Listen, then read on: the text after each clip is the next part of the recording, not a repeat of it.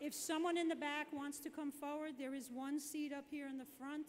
It appears there's one seat somewhere in the middle, if you'd like to seat. We're also still collecting cards. We will be calling people to speak from the cards.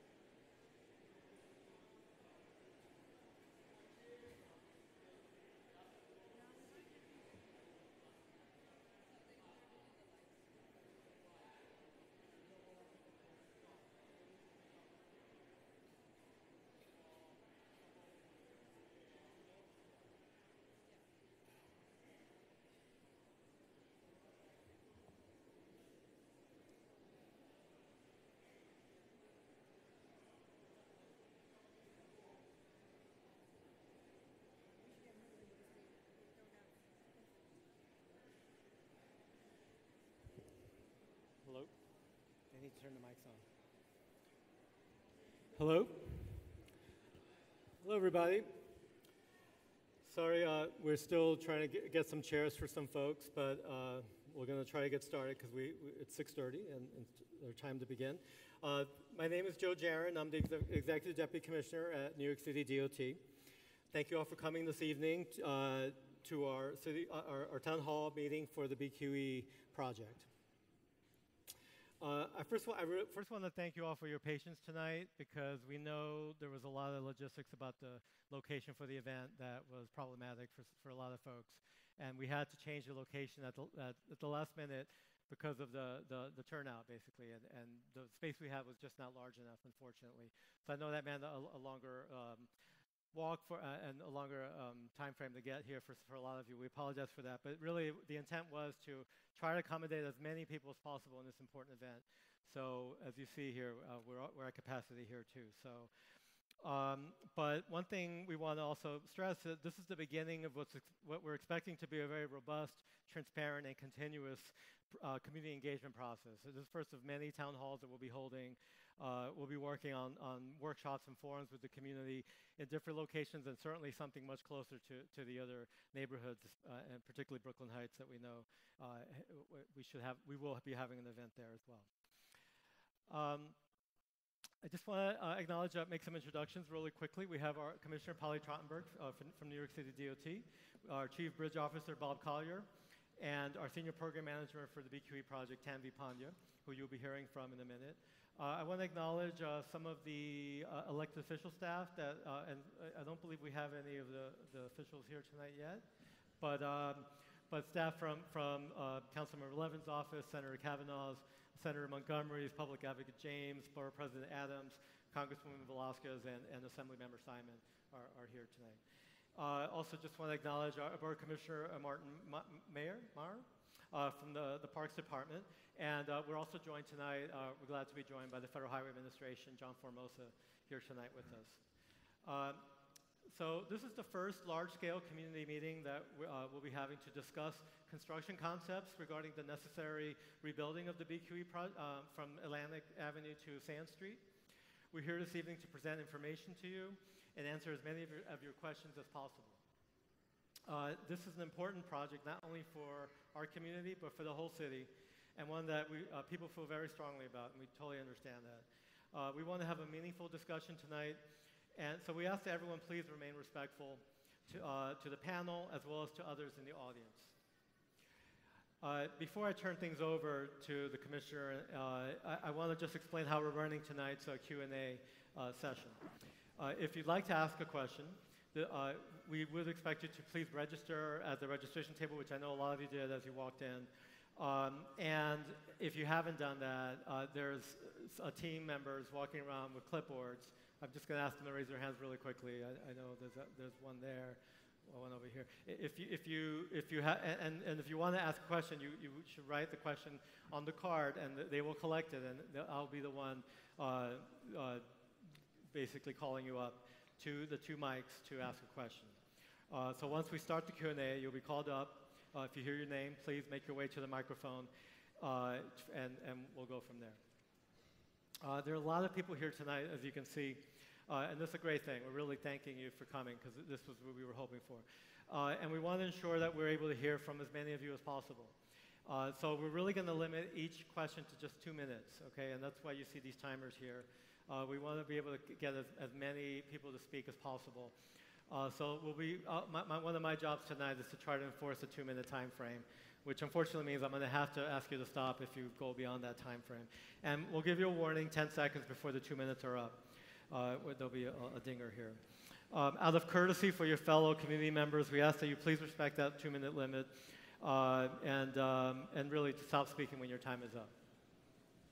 If at the end of our time here tonight, there are questions that have not been asked and answered, or topics that we haven't covered, you're going to have many opportunities to submit those questions in writing to us, either at the registration tables, in the lobby. But I also want to make sure you know, and I hope you've seen it, there's a website that we have available for you to submit questions right here, www.bqe-i278.com. So please use that. We value your input. I can assure you that we will carefully consider all questions and concerns.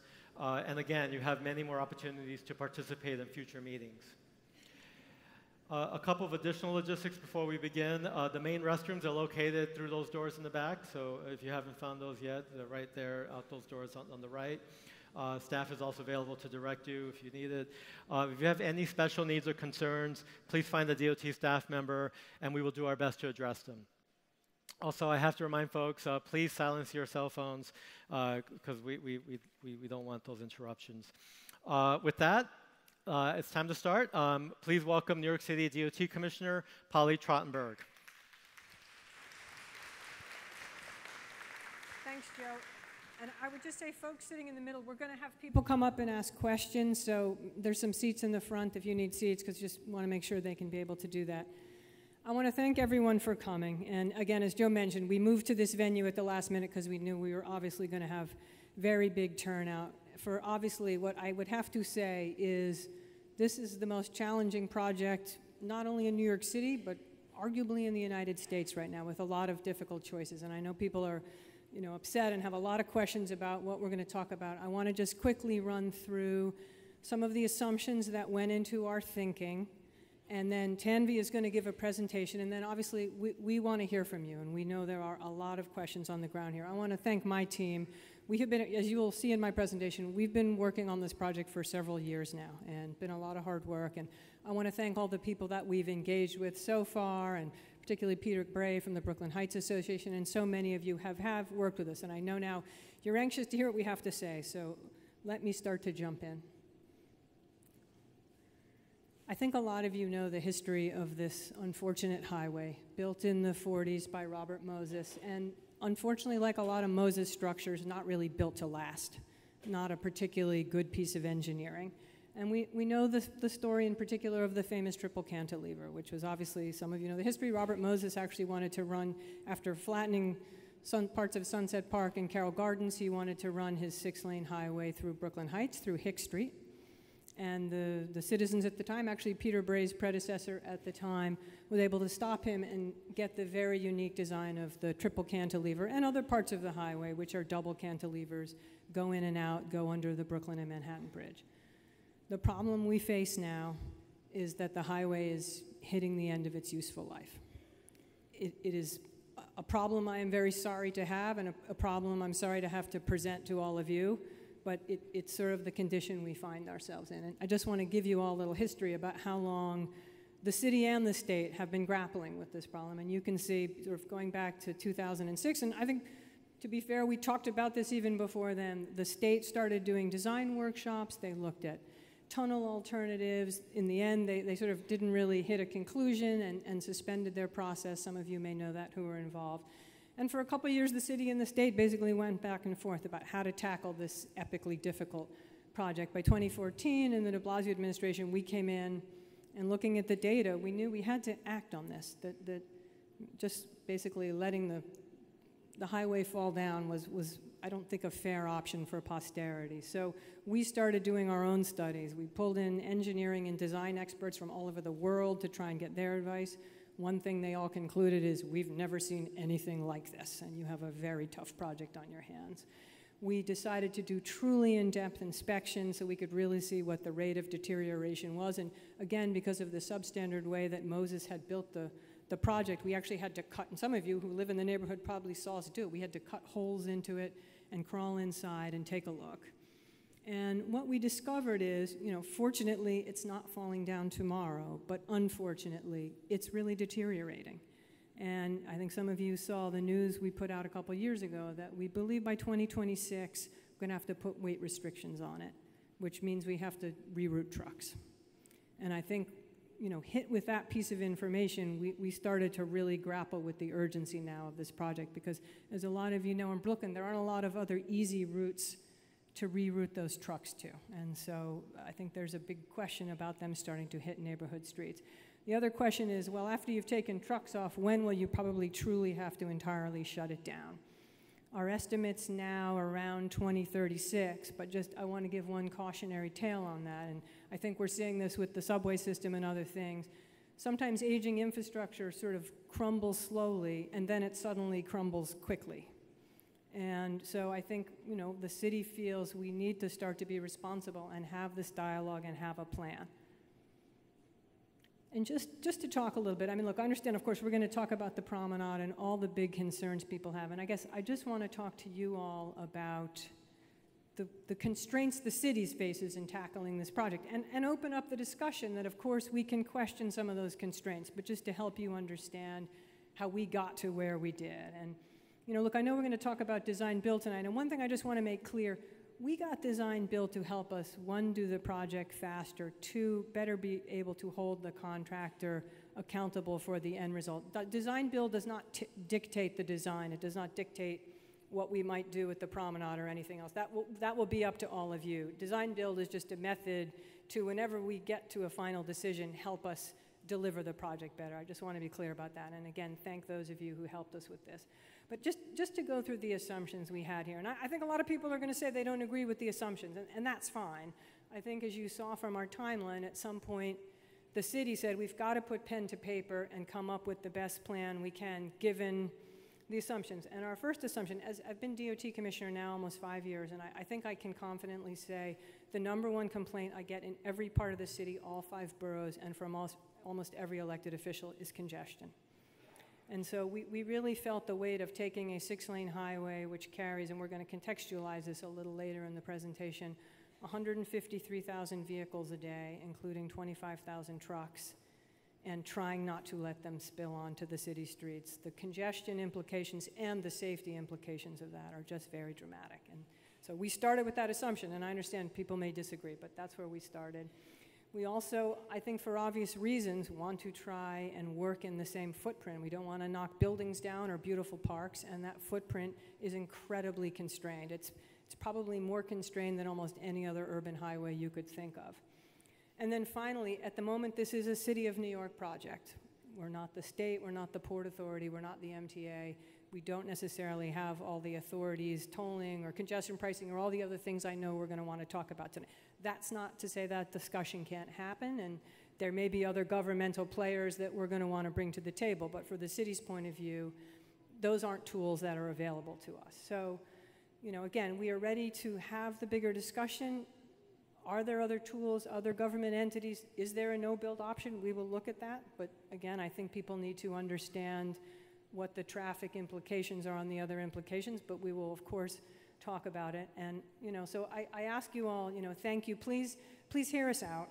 And I understand a lot of people are going to hate what we propose, but I guess I just want to suggest, as much as you might hate what we propose, I think what we found when we looked at it is none of the alternatives are going to be very lovable, and that's the challenge we face. And we're sorry about that, but we've inherited this piece of infrastructure, and I think from the city's point of view and the de Blasio administration's point of view, we want to try and find the best solution, the one that is the least impactful to all the local residents, while feeling some urgency to just not let it fall apart and the city not to have a plan. So with that, I want to turn it over to Tanvi Padra and Bob Collier, 2 wonderful bridge engineers who have worked very, very hard on this project. Hear what they have to say, and then we look forward to, I'm sure, a very robust question and answer period. And again, as Joe said, just to emphasize, the start of a 2-year process with a lot of town halls back and forth. So we'll get it to as much as we can tonight, but this will be the start of what I hope will be a dialogue that will find some solutions in the end. Thank you.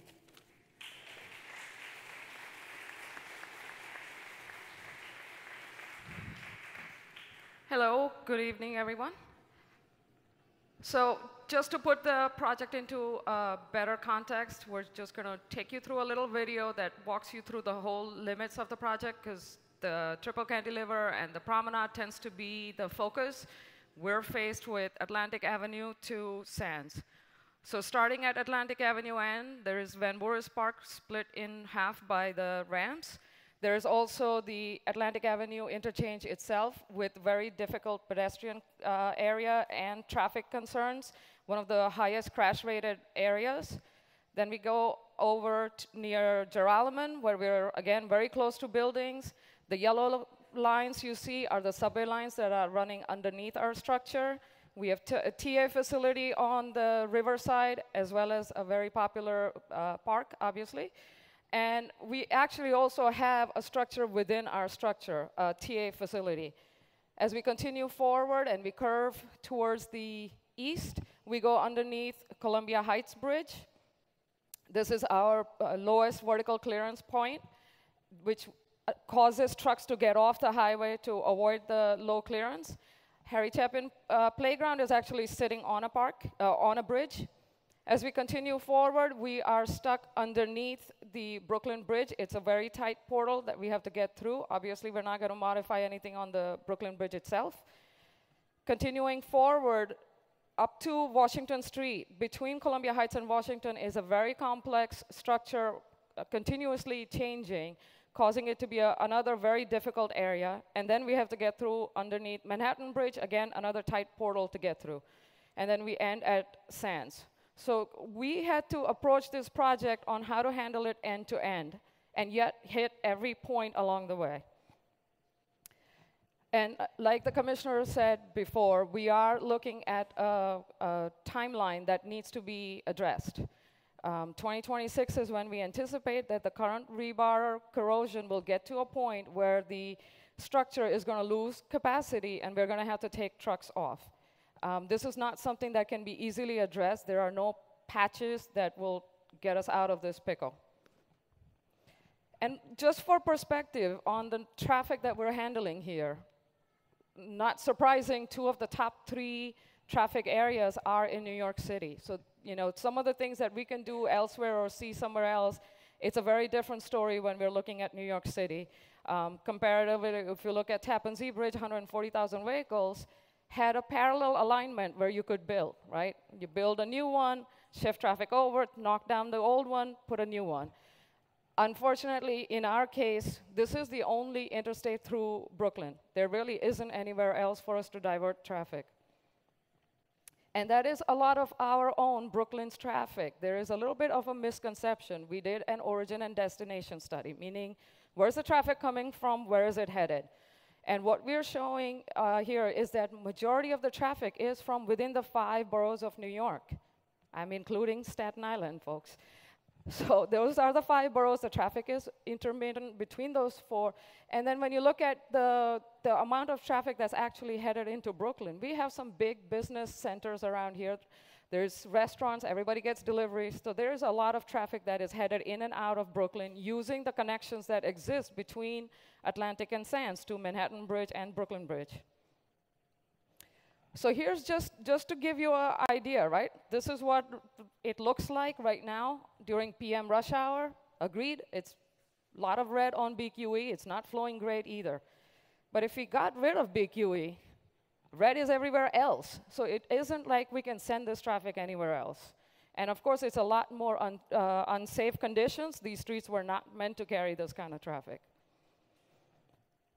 So we did look at tunnels. I know we've talked about tunnels before, but I kind of just want to touch on it real brief. We have some more detailed presentation on our website if anybody wants to go back and look at the full discussion on tunnels. We have several subway lines that go underneath our project site, and then at Manhattan Bridge, it's overhead, right?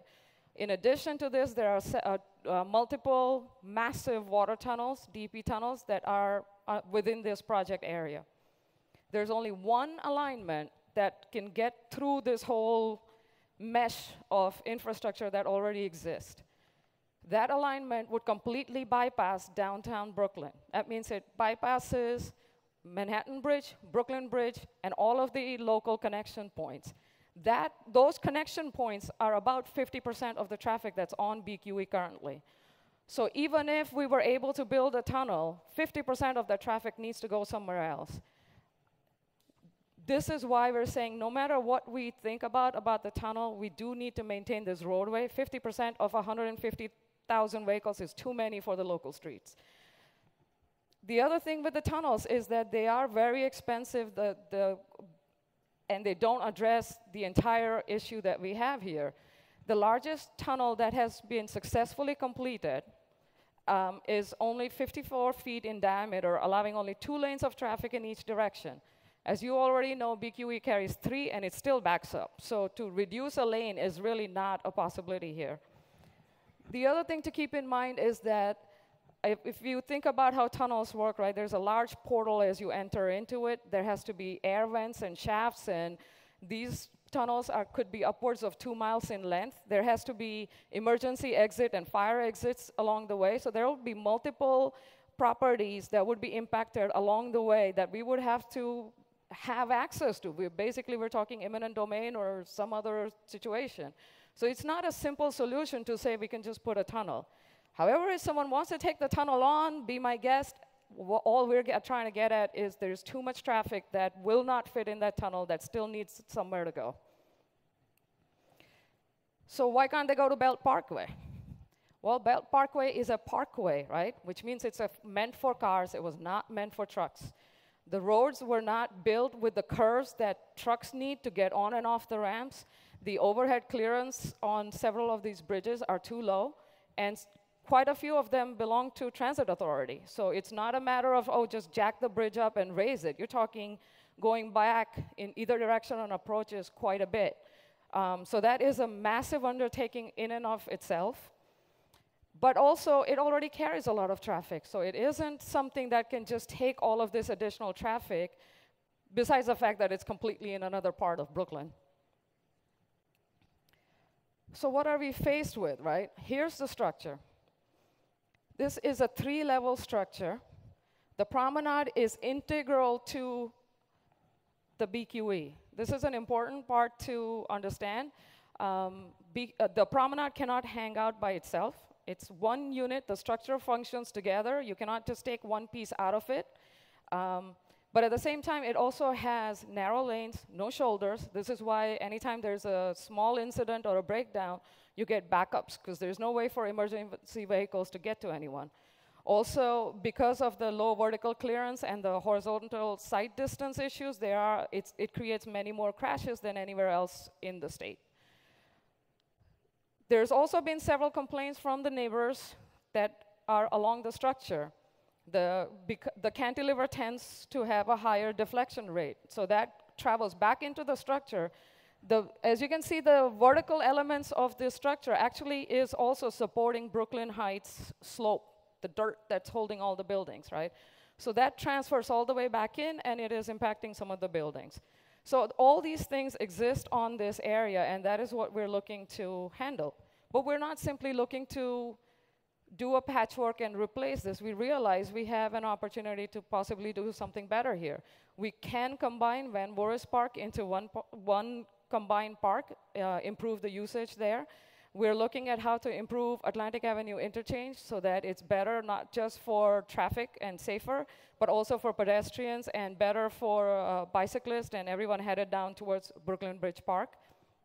Going further north, we have had several requests for a better direct connection from the promenade down to Brooklyn Bridge Park, and we are reviewing those as well. Aside from improving the geometry and separating the BQE structure from Brooklyn Heights neighborhood itself, which would remove the vibration issue, we're also looking at possibly making a direct connection to Manhattan Bridge and Brooklyn Bridge.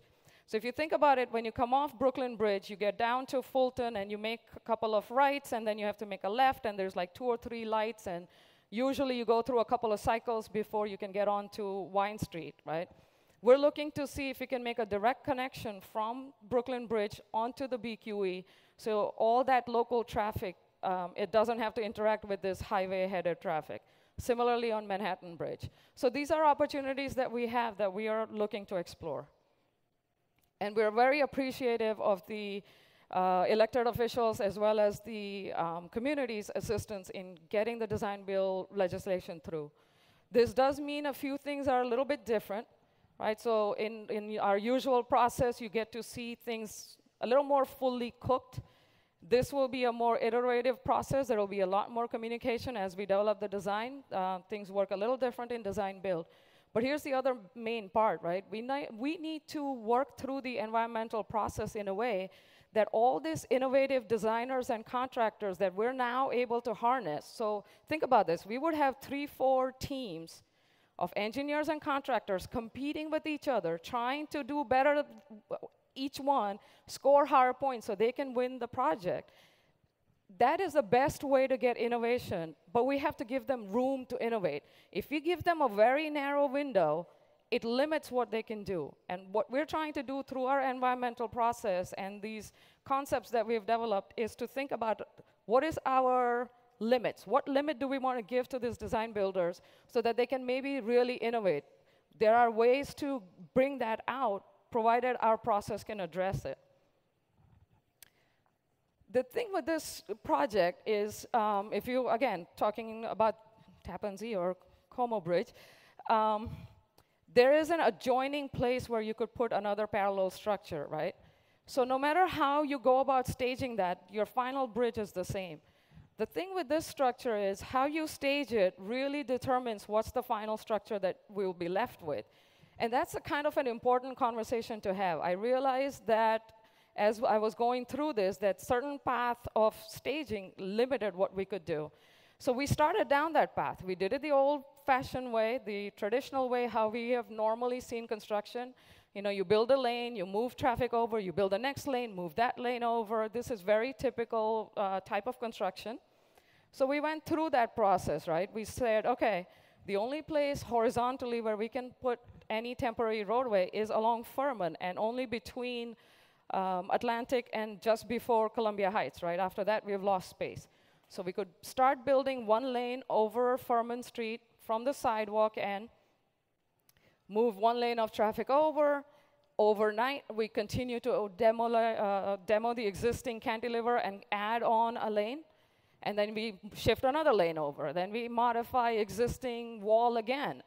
And again, all of this work is either being done overnight or between live traffic, which is very, very slow, and also can cause more issues with traffic, right?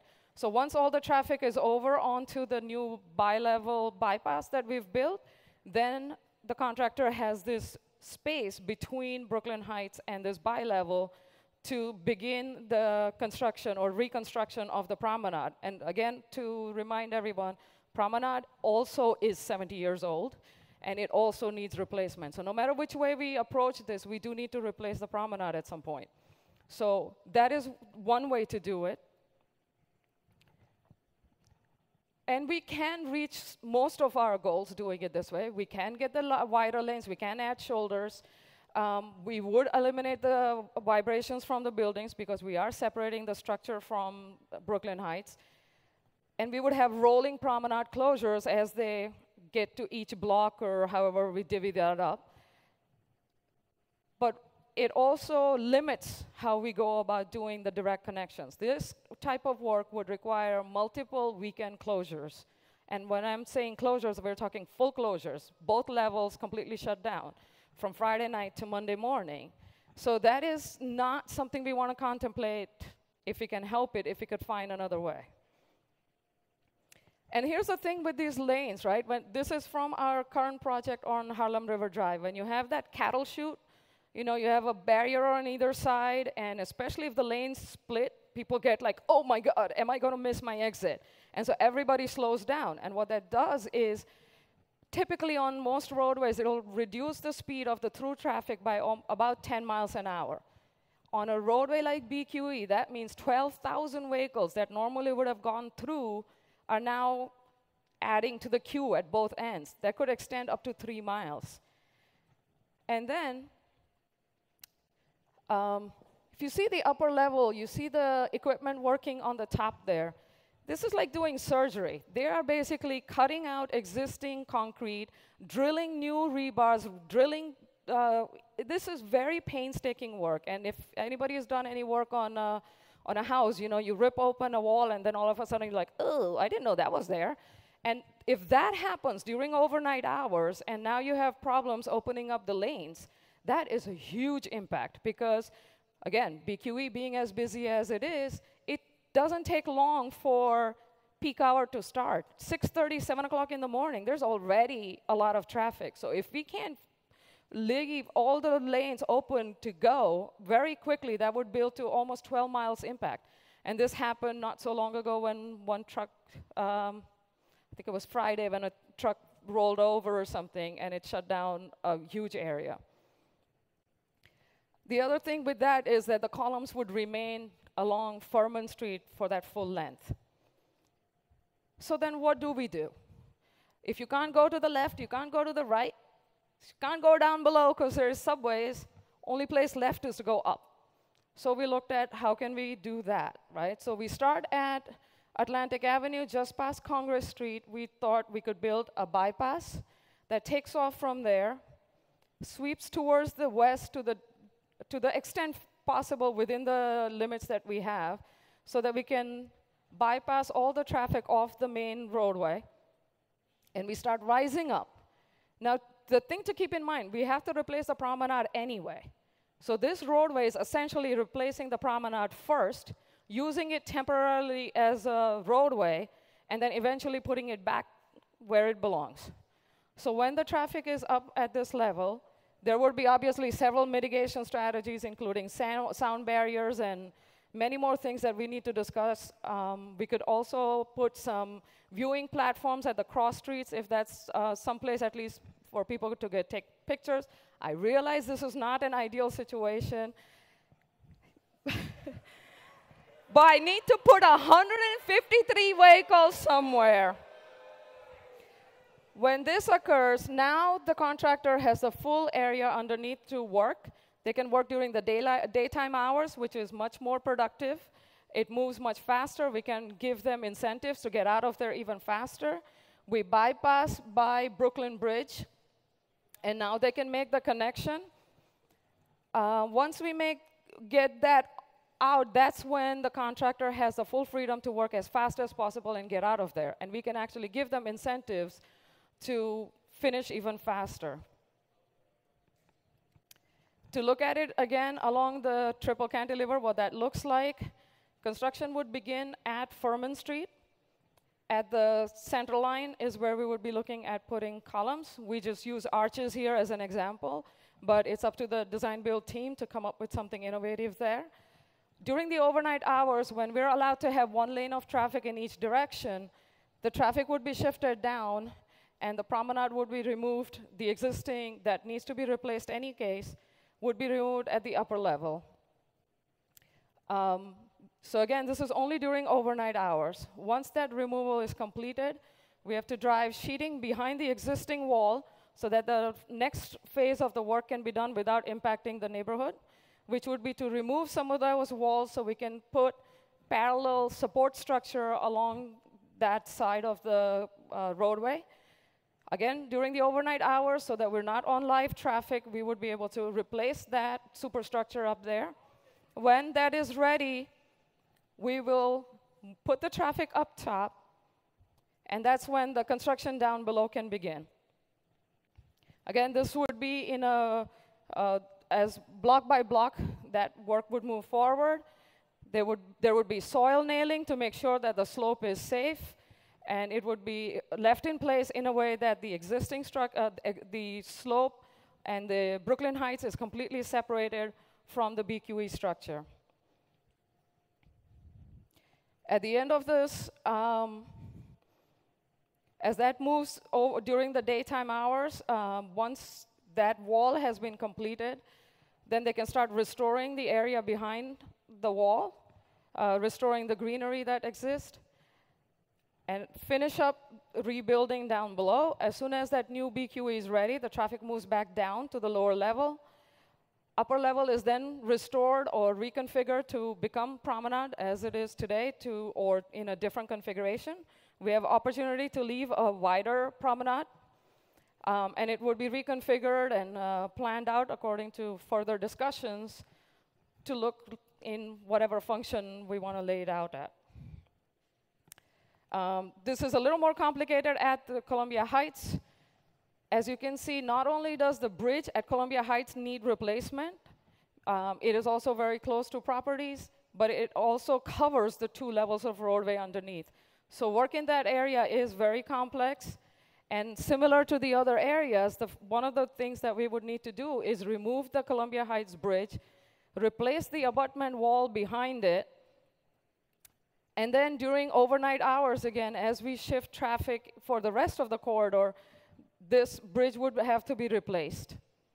Once that bridge is replaced, We can then play, this would be the continuation of the elevated roadway we saw earlier, would then be placed here, and then traffic moves up, and the work can continue down below along with the rest of the construction.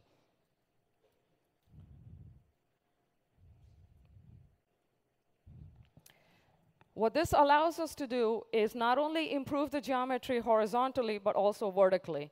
The other way, we were tied to the existing structure, so we couldn't do much vertically. Here, we're able to do more vertically and improve some of the site distances and other geometry issues that exist there. We are also able to make the direct connections to Brooklyn Bridge and Manhattan Bridge without additional closures. This would also only require 2 or less, possibly, weekend closures. Compared to the other way, we're looking at over 20 closures. And then if we want to make the Brooklyn Bridge, Manhattan Bridge connections, even more than that. We can also make the direct connection down to Brooklyn Bridge Park with a little more ease. And this is basically why we are more certain with the construction duration as well as cost is, again, I give that example of when you're doing renovation in a house, there can be surprises. It's very hard to predict no matter how many plans you have and how many studies you do, there's always something lurking that you don't know exists. And when that happens, it starts driving cost, and it starts messing up the schedule. The way we are talking about with the elevated roadway, we have a clean envelope to work in. Everything is coming out, and everything is being replaced in one shot. That gives us much more ability to control the contractors' timelines and push them to finish when they committed to finish. The other way, there's so many field surprises, it's harder to get them to stay with a schedule. We have some dramatic impacts, obviously, and we have to work through those. We are moving on to a NEPA process. It is very strict. We're not going to be cutting any corners. It does handle a lot of these conditions and addresses a lot of the issues. But here's the opportunity that we get, right? We make this direct connection from Brooklyn Bridge that wraps over the approach, connects back into the BQE just before we go under the Brooklyn Bridge. That frees up this whole area where currently is almost constantly backed up with traffic. At Manhattan Bridge, that would also allow us to open up some of the ramps that are holding the open spaces hostage, right? You can't really get in there, even though it's technically open space, you can't get there. We can reconfigure these ramps to open up some of these spaces for better use. And similarly, make direct connections to both Queensbound BQE and Staten Island BQE. That is a tremendous amount of truck traffic removed from the neighborhood. So side by side, we think that elevated roadway can be completed in 6 years. I think with the right incentives, we might even be able to push it to less. Cost and schedule risk are less with that. And the duration of the promenade closure is longer, but it exists in both conditions. Again, promenade needs to be replaced. It's tied to the whole structure. Columbia Heights would still need to be replaced. It is a bridge. And so that also has a different duration of impact, but either way, we have to be in that area and doing construction regardless. We really feel that elevated roadway gives a much better opportunity to leave a structure that we can all enjoy looking at for 100 years versus stuck with these forest of columns along Furman Avenue that we would have much harder time working around. And the direct connections, obviously, are something that we would want to do if it's possible, and especially if we can do it with just 2 weekend closures instead of 24 or more. So we started out with the idea of what we can do instead of just repairing the structure. And this is what we're talking about. We're looking at improving Atlantic Avenue. We're able to make the direct connections to Manhattan and Brooklyn Bridge. We are able to look at direct connection to the Brooklyn Bridge Park from the promenade. But at the same time, we're getting a structure that is safer, that has a longer life, completely separated from Brooklyn Heights, and having its own separate foundation. So letting the two things work different. And this is, as Joe said, as the commissioner said, is just the start of the conversation. We have many, many more conversations to have. We're going to break it up in workshops. We'll have to kind of focus on different areas and different effects that people are going to see from different options. And so there's going to be many more announcements, and I hope you will stay tuned on our website. We have tried very hard to stay in touch with you on those. And we have also received the comments from the past, and while not all of them have been formally responded to, we have been keeping them in mind as we develop these concepts, and keeping in mind the areas that are of concern to the community. So over the next couple of years, we'll be going over the NYCHA EIS process, which is, as you know, very robust. We are partnered with FHWA and state on this project. They will be involved. They'll be looking over our shoulder. And then we will also be looking to get a design-build team on board, right? So that by the time the environmental process ends, we're ready to go, because the 2026 timeline is still out there that we need to deal with. So with that, I'll turn it over to Bob.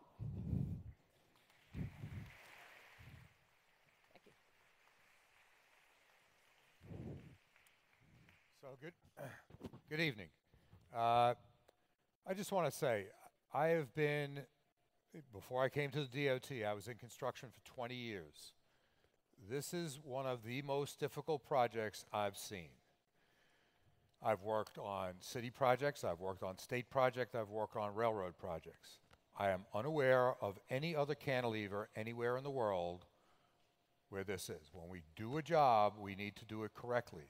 We need to make sure the workers are safe, we need to make sure the community is safe, and we need to make sure what we leave behind is better than what we started with.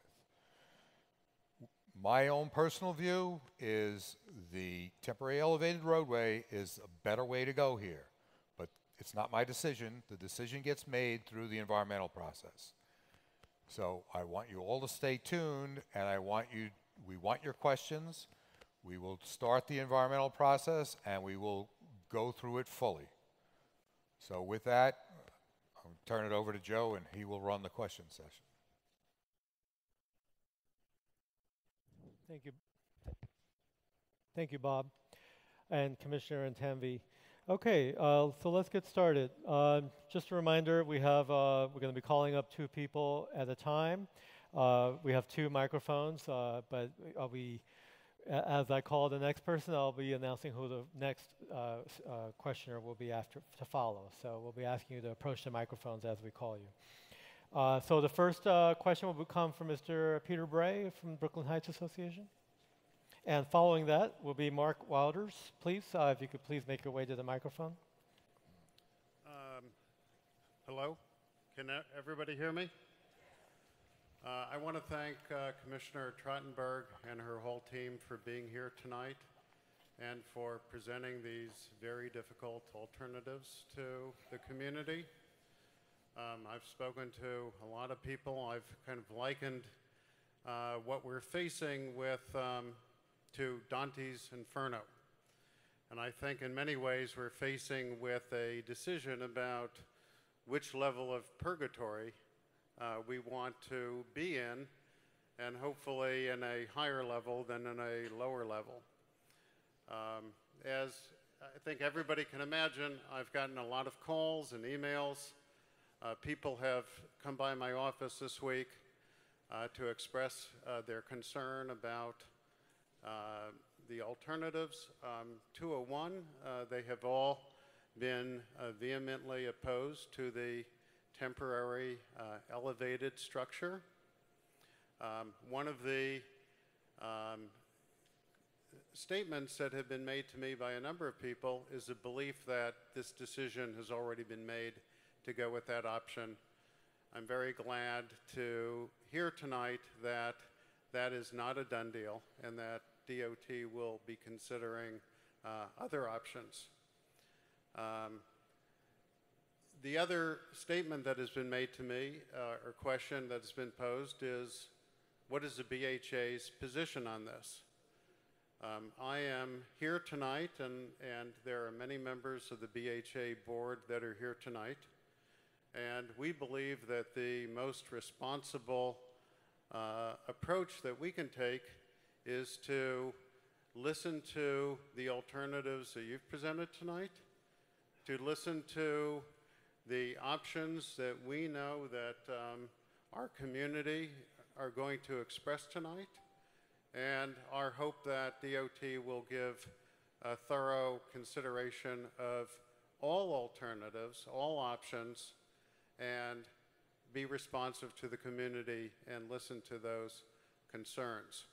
So I just want to wrap up by saying that I think one of the questions that I have for you is that people have said that, well, what guarantee do we have that when this project is being constructed that you may run out of money and that the promenade will not be restored? So I think all of us would appreciate hearing on that issue. Thank you. Thank you, Peter. You'll hear me with my mic on. Those are two really good questions, and I want to tackle both of them. And look, we felt in all the work and research we did, we wanted to bring to you what we thought was what we think having, as you said, it's not the circles of purgatory, it is the circles of hell. I will put it out there. What we thought when we had to balance all the different difficulties here was the least miserable option. We bring it to you with a heavy heart, believe me. There is nothing we relish about having to repair the promenade and take it down for some number of years and all the inconveniences that what we think is the least inconvenient option bring. But we also fully recognize, I think Bob actually put it very eloquently, it's not actually going to be up to us in the end. We are going to go through an incredible process. In the end, it will kind of be up to, I think, the citizens of the city of New York, because one challenge of this project, the impacts on the promenade are huge, but the impacts to some degree do run through all 5 boroughs. There are a lot of stakeholders in this project. So, you know, we approach this task with humility. We put up what we think is the best idea. We recognize a lot of people are going to vigorously disagree with us, and if there's a better way to do it, maybe we'll all find it. Just through the few years we've worked on this intensively, we haven't found it yet. I understand the question about will we run out of money and not be able to restore the promenade, and I want to at least reassure folks on that much. One of the reasons we want to design build and why we thought it is so important is the way traditional projects work in the city. We hire one person to do the design, they come up with a design, save the promenade, they hand it to the constructor. The constructor then starts to build. To the extent that there are problems and things go wrong and unexpected conditions, the kind of things Tanvi was talking about, the person who's constructing it can blame it on the designer. And both of them can start to blame it on each other and blame it on the city. And that's often you see with projects that run very long, that have a lot of change orders, that end in a welter of lawsuits. The way design build works is it's one firm, it's probably a joint venture, they come together, they bid the entire project, they commit to a price, and the city is committed to having those funds. The contract is awarded, they're going to get their money, and they're going to complete their contract. So I understand that anxiety. And I think if you look of late at New York City contracts, the problem has not been that the city runs out of money. The problem is that I think our old system of design, bid, build means that things take too long and wind up in lawsuits. But the city pays its bills in the end, and we will certainly, of course, do so on this project. One thing I would like to add is when we do these kind of contracts, there is a huge amount of insurance and bonding and whatnot that also goes into the contract. So if there is a thought of like, well, what if the contractor runs out of money or messes up, there are things in the contract to control that. And this is very typical of many of the mega projects that are happening everywhere. Well, and I would also just add one other nice feature of design build. It does give the city more ability to do incentive payments to try and get the contractor to do their work more quickly, which is not the traditional way that the city does a lot of their contracts. So we obviously, and as part of our whole review process and environmental process, we will obviously talk through the details about exactly how we would structure that. Before our next speaker, the next few names, Susan Rifkin and Andrew Ball, if you could please make your way to the mics, but let's go with Mark. Thank you. My name is Mark Wooters. I live at 81 Columbia Heights. I'm also chairman of Congress for New Urbanism's New York State chapter. Very much appreciate the hard work that's taken you to this point and what a complicated project you're trying to tackle, and appreciate the solutions you've put forward. We also appreciate that DOT has on so many other projects tried to engage the neighborhood in its design, balancing pedestrians, looking at the whole neighborhood, not just vehicular traffic. So in this project, we appreciate the opportunity to look over the next few months with you of how to integrate this into the neighborhood so that over the next 100 years, it's part of the neighborhood, it's not a blight in the neighborhood. Two questions immediately came to mind in the elevated option. One is, when you do the elevated option, currently I'm not thrilled with the air quality levels that we've got next to a highway, but being down low on the hill, that there's numerous concrete cantilevers, then there's a layer of big trees, there's all the fresh air off of New York Harbor, that contaminated air gets diluted when it comes into our neighborhood, and it's not that bad. When you bring the elevated highway up and you cut down all the trees, that contaminated air comes into the neighborhood. We know there's a lot of medical reports about how truck exhaust and all of that starts to bring on asthma, bronchitis, even cardiovascular. There's a lot of studies.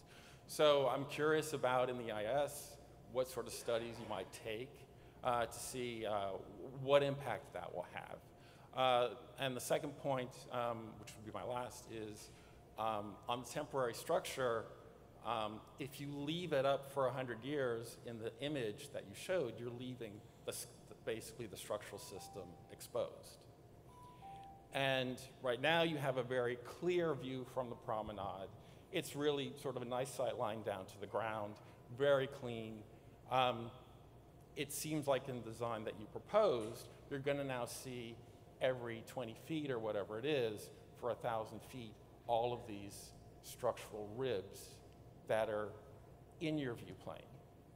That doesn't strike me as something I want to see for the next 100 years. I don't think the proposal leaves a better promenade. I think it leaves a worse promenade. Thank you. Thank you, Mark. And maybe we can pull up the, it's sort of a, actually, all right, sort of an artist's rendering. I think it's, well, all right, I don't know that yet. Well, let me talk about air quality and look, I think we understand air quality is going to be first and foremost a challenge here. And again, I mean, look, you know, we picked a representative picture of what this roadway looks on a given day. That I think is going to be one of obviously the #1 pieces of the environmental review, and one of the places where, again, I think we have Representative Federal Highways here, State DOT, where there will be a lot of rigor in figuring, and that is going to lead to, I think, some questions about, are there ways we tackle the demand for this roadway so that we reduce some of those volumes? And again, some of those questions are unfortunately beyond the scope of what the city can do on its own, but perhaps working with state partners we can tackle that. But obviously, we are going to, in the environmental process, have to have a plan to monitor and do our best to mitigate the air quality questions. Trying to sort of pull up that artist's rendering of the, and I want to be clear on the promenade, that is, I think, the piece where we know we will have, and I'm happy we have Marty Marr here from the Parks Department. I think if we go this route, an incredible discussion about what it should look like in the end. It could be a vastly expanded promenade that, unlike the current promenade, completely sits on top of the roadway. You won't look over and see any cars at all. To the extent that you want to, and one idea, for example, that the Parks Department potentially had is to perhaps have it still have the same feeling of intimacy, build out a lot more greenery. So you add more greenery in the back, and it can feel more intimate. We can also put other types of design elements in there. Again, we're going to work closely with Parks Department on that. I think that artist rendering, I don't necessarily, I don't know, we don't need to find it. Don't necessarily take it literally. To the extent that we want to push it back, we will have to tackle the question of columns, but I think we will find a way to do that to make it at least as aesthetically pleasing as the promenade is now, and potentially much more so. That obviously will be, if we go this route, I think we will spend every day of the next several years trying to figure out the best design for that. There's a couple other things I would like to add to that. So in terms of the air quality, obviously, if you have traffic stuck down below, there's some impacts with that as well. So there's a very thorough requirement within the NEPA process to review the air quality, not only during construction, but what you're leaving at the end and so on. So we will certainly do that, and we'll be sharing results of it and all. So that is going to be addressed. The second part about the promenade, right? One of the things that we are able to do under design build is to give the design build team certain parameters that they have to abide by. So what we want the promenade to look like is something we'll be defining for them, and they will be building to that as their guidelines. The other part of it is, as the design build teams are competing with each other, one of the evaluation points within that is what is the aesthetics that they're going to leave off on. And if they want to win, they're going to be looking to make it more aesthetically pleasing, not just put something in and walk away with it, right? That's not going to get them to win the project. So there are ways to get there, and one of the main, of course, conversation is along the way as we develop the contract, we're going to be defining those parameters that these design build teams have to meet, and that will be in communication with everyone. Thank you. Susan Rifkin, again, up next is Andrew Ball, and after that will be Ed Smirlo. So my question goes not to the traffic elements, but this community has gone through a decades-long planning for the Brooklyn Bridge Park, and we have seen that our government, that the city, did not live up to the promises that it made to us about development in the park.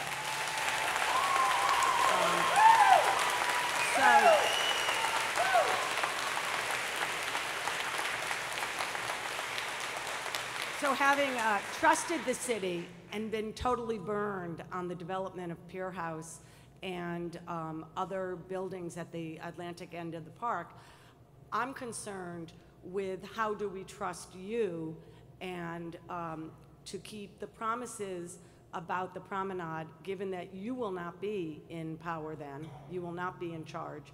And so I'm raising the concern of what guarantees are you going to give us that will stand up in 10 years that we actually will get the promenade back and that the scenic view plane will not be affected the way that it was by Pier House? And it goes to transparency, because I'd like to put this to Mr. Collier, who I heard speak in February at the BHA meeting, and you presented yourself as a very plain-spoken guy who was telling us how it is, but you did not mention this at that meeting in February. And so I'm just curious whether or not you knew about it, whether you knew about it, and if you knew about it, why you didn't tell us in February that these plans were on the boards. So that's my question. Okay. Let me first do the trust question, and then maybe Bob can answer the other question. And I don't know. I'm looking at Eric Landau. I may have him come up too, because I mean, obviously, I can't. I'm DOT commissioner. I'm not a great expert on all that transpired in Brooklyn Bridge Park, although I'm certainly familiar with all the controversy. It is a fair question to ask us how you can trust us. You know, one thing is, as we have moved through this process, we have worked very closely with a lot of your elected officials and the Brooklyn Heights Association. I mean, I think we will have the state and the federal government involved. I think there will be a lot of players here, probably more players than you had in Brooklyn Bridge Park. And I think my challenge is we have an urgency here.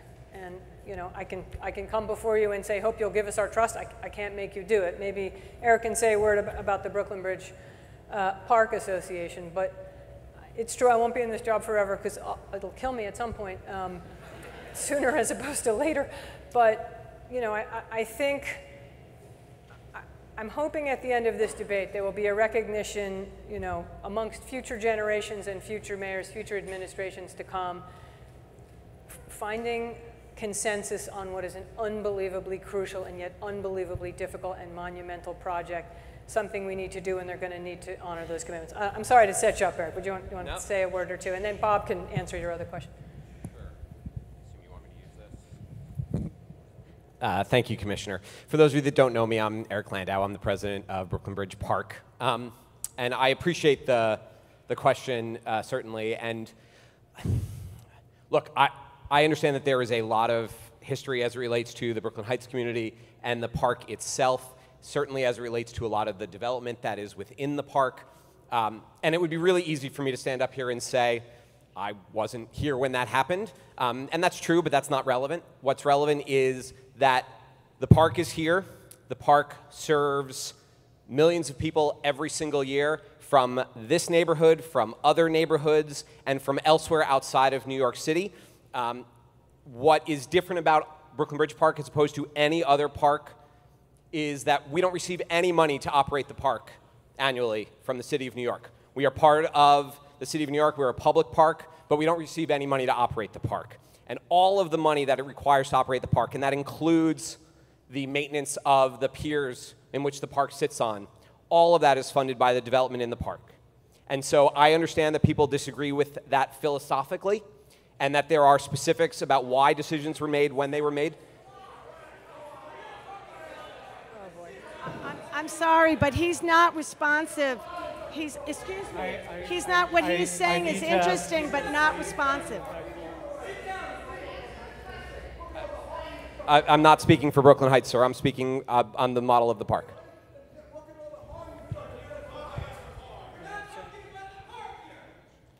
Again, I was responding to a question that I was specifically asked. But you're not responding to the question. The question is not about how great the park is. The question is that the city did not keep to its promises about that it made to the community about some of the development issues in the park. It isn't anything at all a criticism of how great Brooklyn Bridge Park is. And so all your comments are totally not responsive to my question.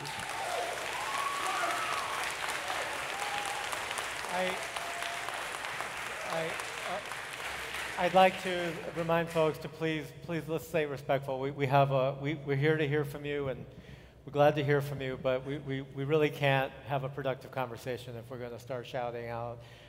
Please, if we can refrain from that. But thank you. If we can have our next question. I'm sorry, Bob would like to answer his question. So in February, when I gave the talk, we were still looking at the traditional way to do that. We were focusing on getting design build. The design build, the temporary elevated roadway came about after that. I have no reason to lie about it. We're still working through this. It took quite a bit to even see if it was viable, right? So we started with the traditional approach. We're engineers, that's what we do. But when we realized how painful it was going to be, we said, isn't there anything else? We canvassed as many engineers as we could to figure out, isn't there anything else that we can do? The only other way we can go is up. To go up is not the easiest thing either, and you have to make sure that you can make the grades and you can make the geometry work and you can make everything work. We finally realized that sometime in the end of May. Then we had to cost it out and see who's, we are where we are. I mean, we haven't made a decision yet. It's a preference. We think it's more definable. That's all I can say. We need to go through the environmental process. That makes the decision. I just want to add to that. I mean, this isn't an easy presentation to give. I think we've been pretty brutally honest here about the choices we're facing. We're not trying to sugarcoat it or hide the tough choices. So it's taken us a lot of months ourselves to wrap our minds around the proposal we're putting in front of you. And like a lot of you, when we first looked at it, I think we all gasped a little bit in horror and even sort of asked, is this even in the realm of the possible? But as we further explored it, frankly, throughout this whole summer, it occurred to us that it might actually work better than the traditional one. And you may all freely disagree, that's fine, but don't think there was anything evasive happening here. I think this is not an evasive presentation. We're really putting out, I think, the tough truths we found while doing this evaluation. Thank you, Commissioner. Okay, Andrew. So it would seem through both proposals that a lot is being asked of residents and not a lot is being asked of motorists. Of what? So you have everything you've said so far keeps 6 lanes open so all this traffic can move. Like, why can't the Hugh Carey Tunnel handle more traffic? Why can't the other aspects of the infrastructure, the tolls can go away? I mean, the whole reason people get off at the Brooklyn Bridge and Manhattan Bridge is because they're free, right? And that, of the throughway traffic between the beginning part of this section you're replacing and the end part, I got to imagine of those 150,000 motorists, trucks, cars, and 50% are leaving, that 50% is going across one of the bridges, right? So I don't see why that isn't even being discussed at this meeting. So that's a great question, and I want to just sort of go back to our assumptions page, because it's a completely fair question. And again, part of my challenge is, as I said at the outset, I understand you're saying we're not asking much of motorists, but the problem with letting the traffic spill onto the streets, it's not just the motorists, it's the people who live on those streets. Again, the biggest source of complaints I get right now, it's not just from the people behind the wheel, it's the people who don't even own cars, who say, I'm sick of cars on my street, they're dangerous, they're near schools, they're near where our kids are playing. So the impact of the traffic is not just for the motorists. But that said, you're talking about things like tolling policy, completely fair debate to have. And as I said on the bottom, my problem is I don't control tolling policy. No New York City facility has a toll on it to the extent that bridges and tunnels are tolled. They're owned by the Port Authority or the MTA. Well, if you put a toll on the Brooklyn Bridge and Manhattan Bridge, I guarantee you own those bridges you control. I don't have the legal authority to do so. That has to come from the state. And again, and we're lucky, we're joined by Senator Kavanaugh, so maybe he'll want to speak to this. I'm not saying that we couldn't potentially go to Albany and get some of these things done, but again, for when we, all right, oh boy, that'll be a good, but as I said, for us, just the starting place. And again, I totally agree. People can question our assumptions, fair to do. But for our starting place, I didn't want to walk in the door assuming I was going to get tolls or congestion pricing up in Albany. We may be able to do it, but I think if I started with that, I think there would be a question about, okay, City of New York, how are you going to do that? And again, that has to happen at the state level. And so maybe that's a perfect moment. I'm sorry to do this to you. I want to first of all, Senator Brian Kavanaugh, who has been a terrific partner, and I think to the question of how to make sure that the city keeps its promises and do what we're going to do, you have a wonderful senator here who I'm quite sure will be here to help us with that. But maybe to talk a little bit about, you know, what a potential state role could be here. Yeah. First of all, thank you. I just came from a quiet little meeting in Manhattan about building a 1.6 million square foot jail. So it's very nice to see all of you here. Comparable amount of enthusiasm for this plan, I gather. No, but in all seriousness, I first of all I want to start by complimenting the DOT for putting together a thorough presentation of what they have in mind, for getting out into the community and presenting it to you at a time when decisions haven't been made, and this community, which is no doubt going to have a very strong voice in this, has an opportunity to voice that concern. I realize this is a hard presentation. I saw it for the first time a week ago as it started leaking in the press as well.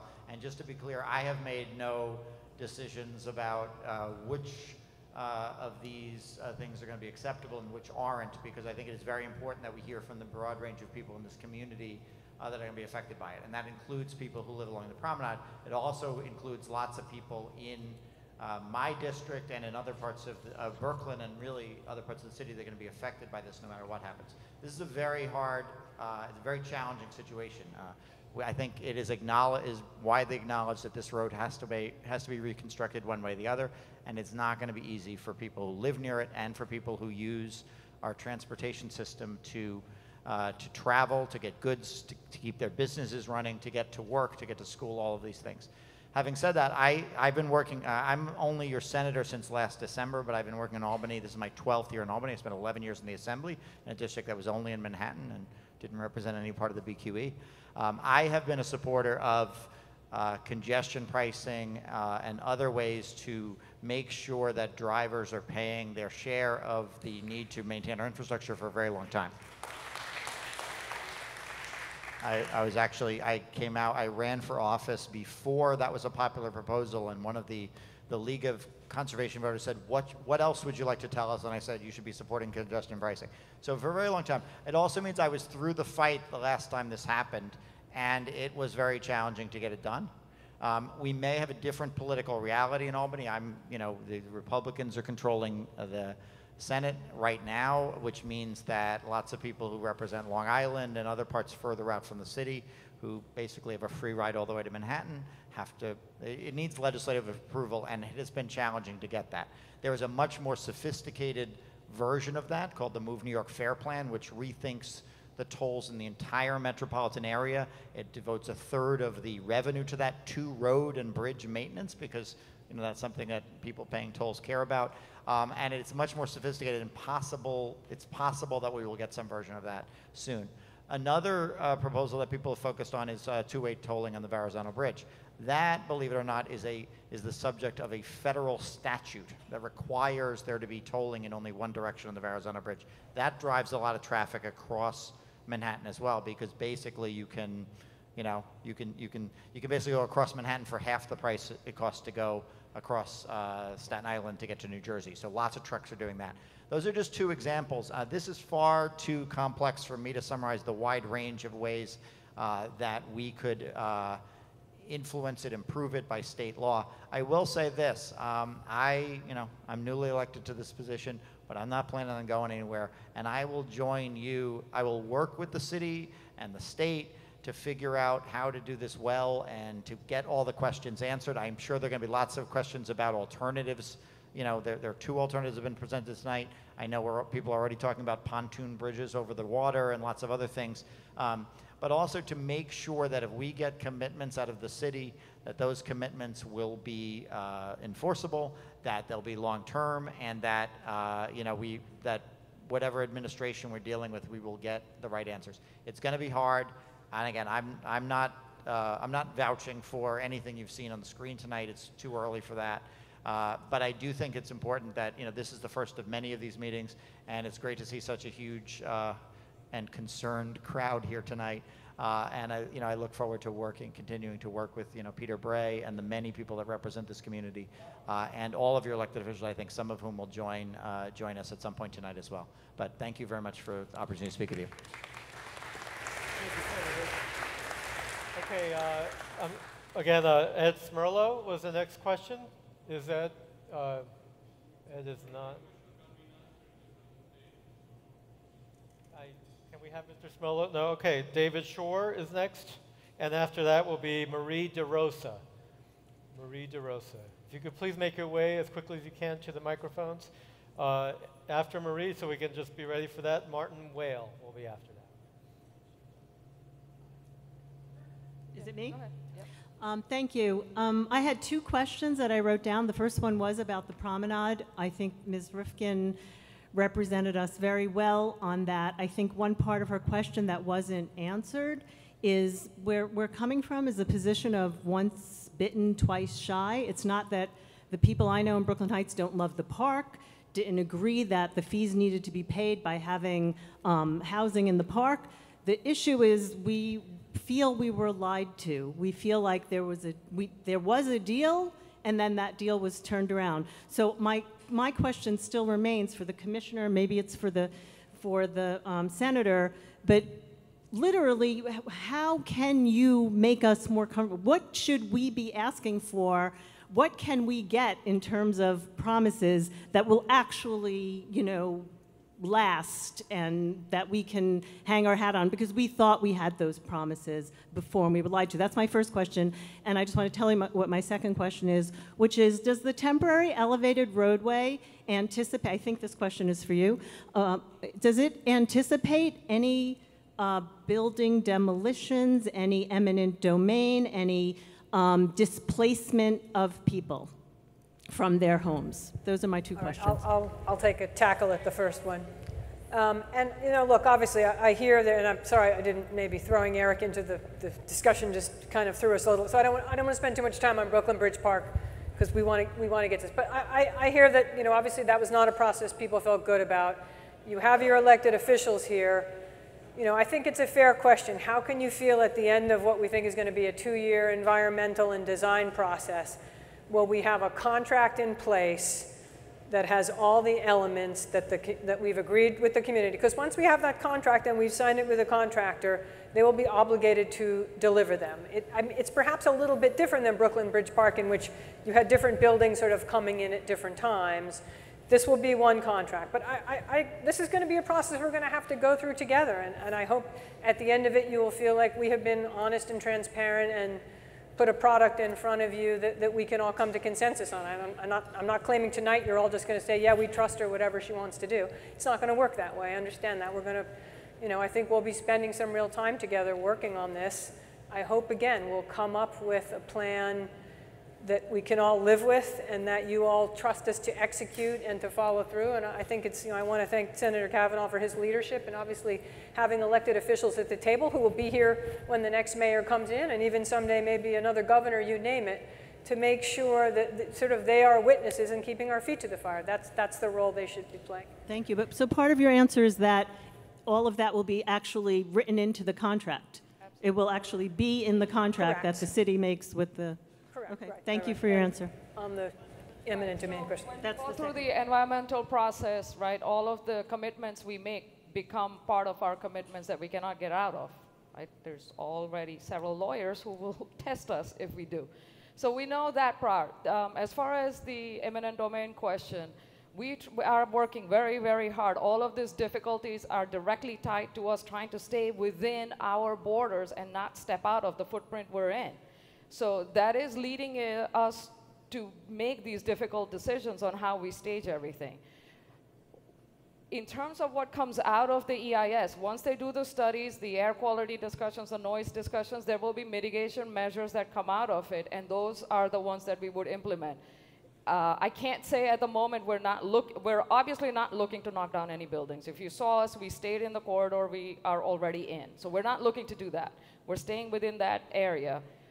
But it may be that someone has an impact that they prefer not to live in that area. The example is at Gowanus, there were some people that chose to move out during construction, and that was part of the process as a mitigation measure. We don't know if that's where we're going to land, but that's part of the process. As we go through the environmental process, that will all come through. Thank you, Tammy. Let's move on to the next. Is this David? Yes. Okay. Hello. I'm one of the people who live in the area before the promenade as you go from Atlantic Avenue up. I live about 10 feet above the highway. It appears that your preferred plan would be building the road directly in front of my windows, whereas right now it's 10 feet below and possibly a wall directly in front of my windows. So kind of be living in a cave for a few years. So basically my questions were, what is the planned height of the elevated roadway, particularly for people in the area before the promenade? Will the final permanent roadway be any higher than the current roadway is now? And what are the plans as far as building any walls around the road, either the temporary road or as part of the permanent road? Okay. So we start building this elevated roadway starting at Atlantic Avenue, and we're climbing up trying to meet where the promenade is now at Remsen.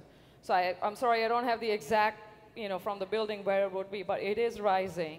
One of the aspects of this whole thing is as we go through the environmental process, the individual impacts along the corridor will have to be addressed and we will have to discuss. So this, again, it's a process. It's going to take us a couple of years to work through these kinks. We're obviously not going to do anything in any immediate future. So this is something that we would have to look through to see how it impacts everyone along the corridor. As far as the other part, so even during that, obviously we would be looking at sound barriers and other ways to reduce the issues that are in the neighborhood. In the final configuration, we're not looking to leave that portion of the roadway because the new roadway would be built and that's where the traffic would be. So as far as the length goes, the promenade at this point is contemplated to go back to Remsen at that end, and in the far end connect into Columbia Heights. So it's not changing in the dimension that way. So the roadway then the new BQE would go back generally in similar elevation where it is now. I obviously can't tell you at this early age exactly what that will be, but it would be fairly close to where it is now. And are walls going to be part of the final configuration? That's a at that particular location, I would be hard pressed to give you an answer right now. Walls as in holding up the structure, or I'm not quite sure. Sound walls. On your animation, you had, again, a wall directly in front of my windows, which is not thrilling. And that was meant to be a sound barrier for that duration. But in the in the final configuration, we will look to do what we can to reduce noise to all the neighborhood. There's many new opportunities and new technology that exists in different materials and the way we finish certain areas that will do more sound absorption rather than bouncing off, and we will certainly look for those. Okay, thank you, David. So Martin's next. After that, we'll have Scott St. Marie, please, and Tricia Park as the next speakers. Hi there. My name is Martin Hale. I am a Willowtown board member and a member of the American Society of Highway Engineers. Yay! So I just first thank you for being here. I know it's not pleasant for you to deal with bad news. But I want to just echo what the prior person said. As a member of Willowtown, we see a lot about the promenade, which is critically important, but there is a lot more to Brooklyn Heights than the promenade. So for Willowtown, today we already have substantial air and noise pollution issues and a lot of vibration. None of that was addressed as a problem today. I'd appreciate it in the future if we could address it as a problem. And I'd also like to know more about the mitigating impacts as well as the opportunities for us Willowtown members. We're obviously very concerned about it. So that's one question. The second question is much more technical for Bob. And those of us who've been through EISs should all be concerned about 23 CFR 773, the rules about noise and pollution mitigation for highways. The issue, the technical issue is that pre-existing conditions are essentially going to pass. So one of my big concerns with relying on the EIS is that many of the conditions that we suffer or may suffer could be deemed unmitigatable, either through design or as a pre-existing condition. And I'd like you to comment on that, please. I'll go first about the Willowtown portion, and then you take the EIS part. So to talk about that, our portion before the promenade, right? All of the structure from Atlantic North is being replaced, and it will have its own foundation. So it, again, would be separated from any place where the slope starts rising. So it would be separated. Now, the question sort of is similar as far as what will we do for noise mitigation. Whatever we do, we're doing for the whole corridor. We're not picking any favorite neighbors. It's end to end. We're not, so as we address the noise issues, it would be for the whole corridor, and hopefully, and it will be sensitive to what each corridor feels, because things do change as you go down the length of this project, and we would have to address them differently as we go down the project. So yes, we will be addressing it. I just don't have details yet. Yes, and I hope you can also just address height and width and items like that for Willowtown in the future. Thank you, sir. So the part about unmitigatable, I'm not certain what that actually means, because in our meetings with FHWA recently, it appears that during the EIS process, if we come across something that we could, the EIS, Environmental Impact Statement process. Okay, well, first we'll have a draft, then a final. So we're just referring to the all whole part thing of the as same, the EIS process, but fair point. We haven't started yet, but it's all part, it'll end up at the end as an EIS. First as a draft EIS, then the final EIS. But my understanding is we have to mitigate pretty much everything. That's what we've had meetings with the feds and the state, and that's my understanding of it. Thank you. All right. Up next, I believe, was Scott St. Marie. Hi. I have a very practical question, which is, why can't the 6-lane temporary roadway be built out to the west above Brooklyn Bridge Park? Oh, boy.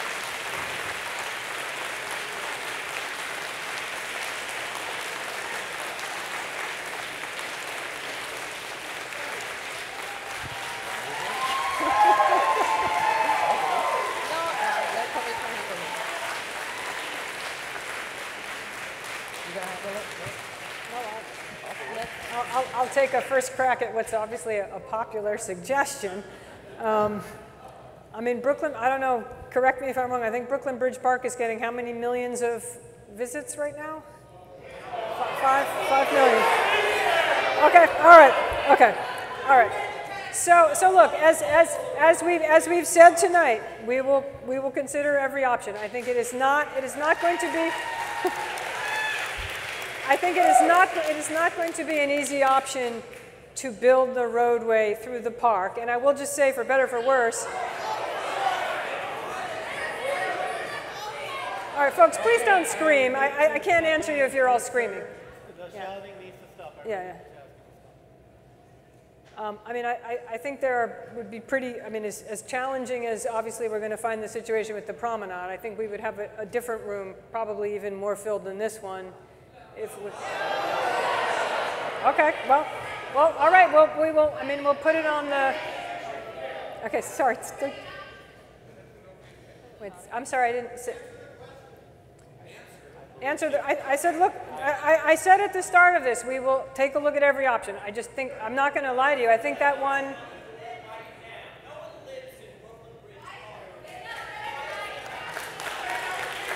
All right, well, I mean, listen, we didn't put every option on the board. I mean, okay, please. Folks, all right, please don't scream, because we won't have a useful dialogue. I mean, there are a lot of other options I think people are going to want to talk about. We heard like someone might want to put it out in the water. There are a lot of challenges to putting it out in the water. Some may say tear it down. We didn't put that up on the board, but I've already heard from a bunch of people who said to me, just tear it down. So we will have, as we go through the environmental process, we will have every option on the table. Again, I have to say, I know a lot of people here are very angry about that park. I understand that. I'm certainly hearing in the room. A lot of people love it too. So let's put it on the table and we'll make it part of the dialogue. Thank you. Okay, up next, Tricia Park. Following Tricia will be the president of the Vinegar Hill Neighborhood Association. And after that, Rafael Guidon. But please, Tricia. Well, my question is very brief, has already been addressed actually. It's about air quality. That was the first thing that comes to my mind. We live on the promenade, 10 Montague Terrace. We'll stay tuned, and we'll want to know as well what can be done to mitigate air quality issues as we move forward. Thank you. Thank you. Okay, thank you. So please, is this the Vinegar Hill Association? Do I have the name correct here? Is that person here? Okay, well, let's go ahead with Rafael. Okay, I'm Rafael Guidoni. And I'd like to pick up on what we just were talking about. Previously, I had heard about a solution. There was a 3-lane highway, elevated highway along Furman Street.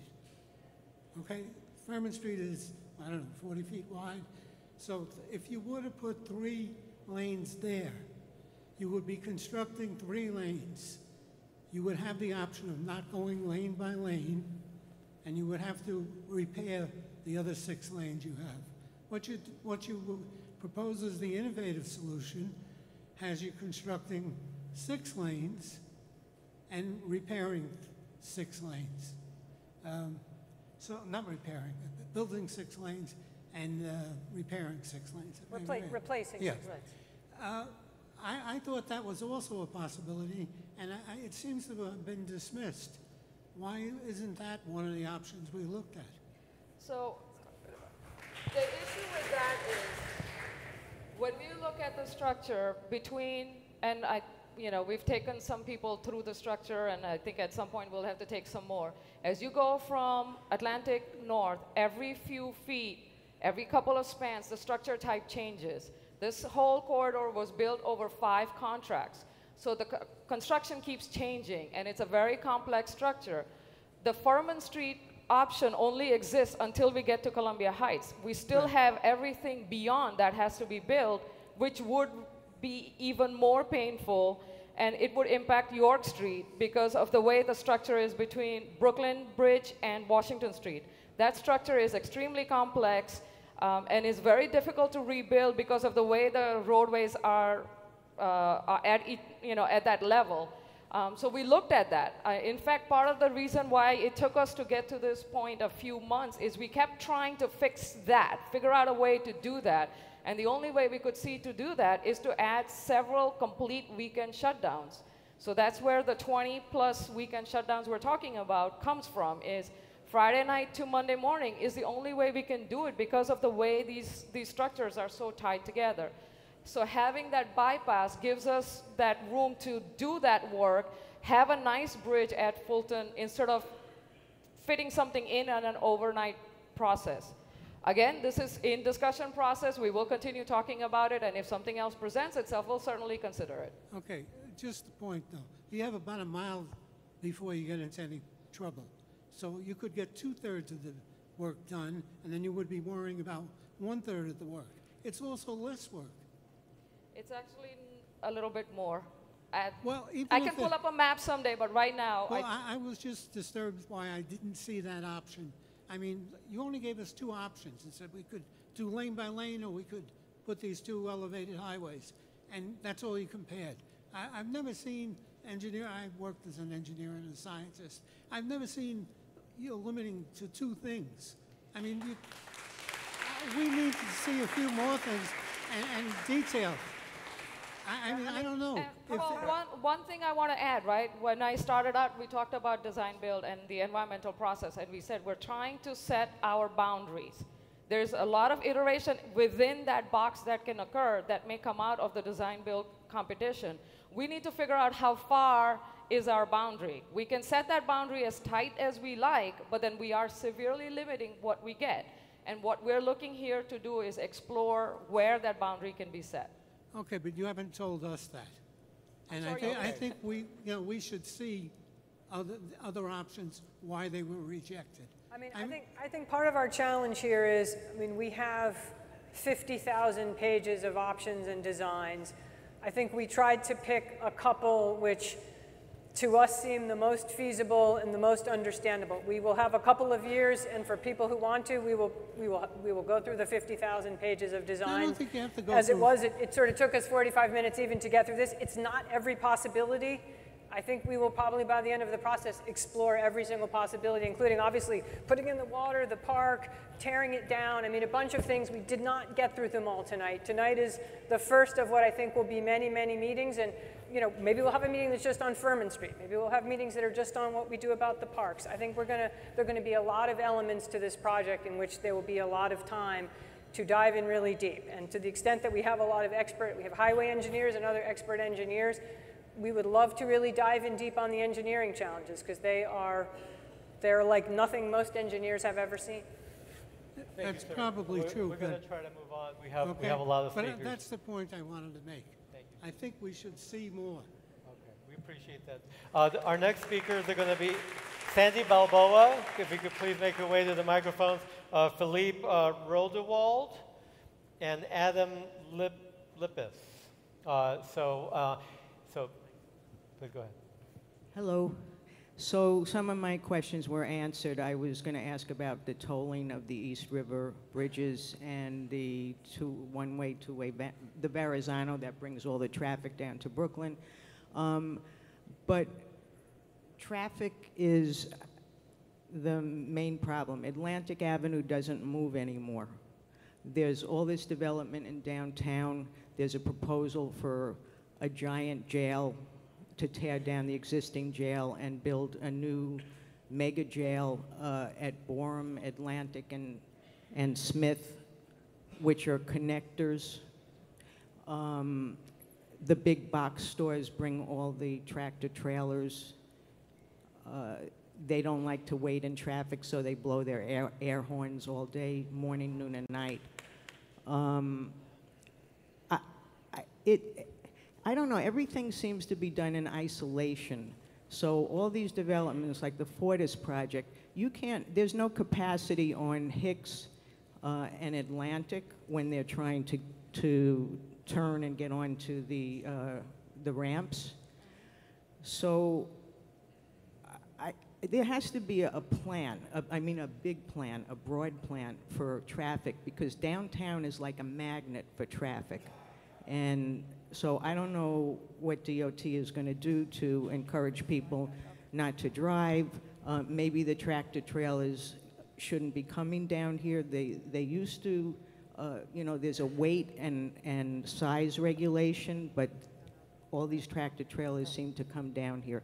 So something has to be done. There's development. You said that the streets weren't meant to carry all this traffic. We keep saying the same thing, but they keep building and building. So there has to be a plan. Well, it's a good question, and look, it's no secret tonight, obviously, discussions are taking place about building the new jails, because there is obviously a big desire and a city priority to close down Rikers and house inmates closer to where the courthouses are in their communities. I think the very question you asked is the dilemma we face, which is traffic is very difficult on Atlantic Avenue. If, you know, again, and we've heard from the center, there are potential pricing tools. Unfortunately, at the municipal level of government, at the city level of government, we don't control the pricing of bridges and roadways. That happens at the state level. So that is a conversation to have up in Albany, and one that I can assure you we'll be happy to engage in. But, I mean, again, one of the challenges is, as you say, Atlantic is already pretty busy. If at some point, you know, and I heard what the gentleman said, why does it have to be 6 lanes? I mean, we could say, well, we'll put in a temporary roadway of 4 lanes or 2 lanes, but then a lot of traffic is going to get off and divert onto Atlantic and local streets. Now again, maybe through pricing and tolling and other things, we can cut that overall volume, and we certainly want to have that discussion, but this is sort of the tension we're feeling. People here are saying, don't do anything for the motorists, but for local merchants and people who live in these areas, they're also very affected by the traffic on the streets. So that's the balance we're trying to achieve. And it's fair to ask that the city try and plan and coordinate together. We are trying to do that, but it's no question there's a lot of development happening, some of which the city controls and some of which the city doesn't. Thank you, Commissioner. Philippe is up next. I just want to make, is it you, Philippe? Okay, while you're coming up, I just want to make a program, though. Some folks are leaving and are asking if they can continue watching this. You know, we are on Facebook right now, Facebook Live at the BQE Atlantic to Sands site. We're on YouTube. If you put in YouTube user/New York City DOT, and then we also have another site which is really long, which I will read next. But why don't you go with your next one? Hello. Thank you for speaking to the community tonight. I have a question about the proposal you made. For the 6-lane highway, you said you're proposing to do overnight work to build a temporary structure for the promenade. That's going to bring a lot of noise into our neighborhood at night for 2 years. So how would you plan to mitigate that? Sure. So here's the thing, right? The same tension we're talking about. We cannot shut down lanes during the day and do construction. If we do construction at night, then there is a noise issue with the construction happening at night. The thing with the elevated roadway is it limits the duration of overnight construction to that early part. Once the roadway is open to traffic at that upper level, all the rest of the construction can happen during daytime hours. We can push the contractor to work at a tighter schedule. The productivity is much higher, and so now the construction is occurring during the day instead of overnight. I understand that doesn't take away the fact that it has to happen at some point during the overnight, but the other option is to work on this lane-by-lane configuration where a lot more of the work has to be done during the overnight hours. Yes, but you're talking about us not sleeping for 2 years, basically, the people in the area. You're going to bring earth-shattering noise throughout the area for 2 years at night. Hello? Yes. Okay, so we have the EIS process that's going to study noise and tell us what we need to do to mitigate. And there are noise mitigation systems that can be employed. We're just starting that now. We don't have the answer. So for us to come in here and say, well, we're going to do this, we don't know what we're going to do yet. That's part of the problem.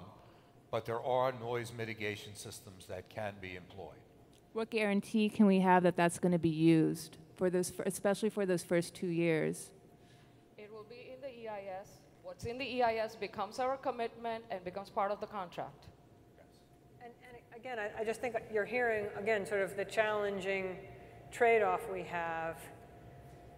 to the extent that we can do work at night, we save on the epic traffic jams that spread out throughout a big part of Brooklyn. To the extent that we're shutting roadways down during the day, obviously the traffic impacts are what become much more difficult. So I think during this process we will try and find that right balance. And we're keenly, I mean, look, there are a lot of buildings, unfortunately, that are right near the BQE. I mean, that's sort of the brutality of the way Robert Moses built it.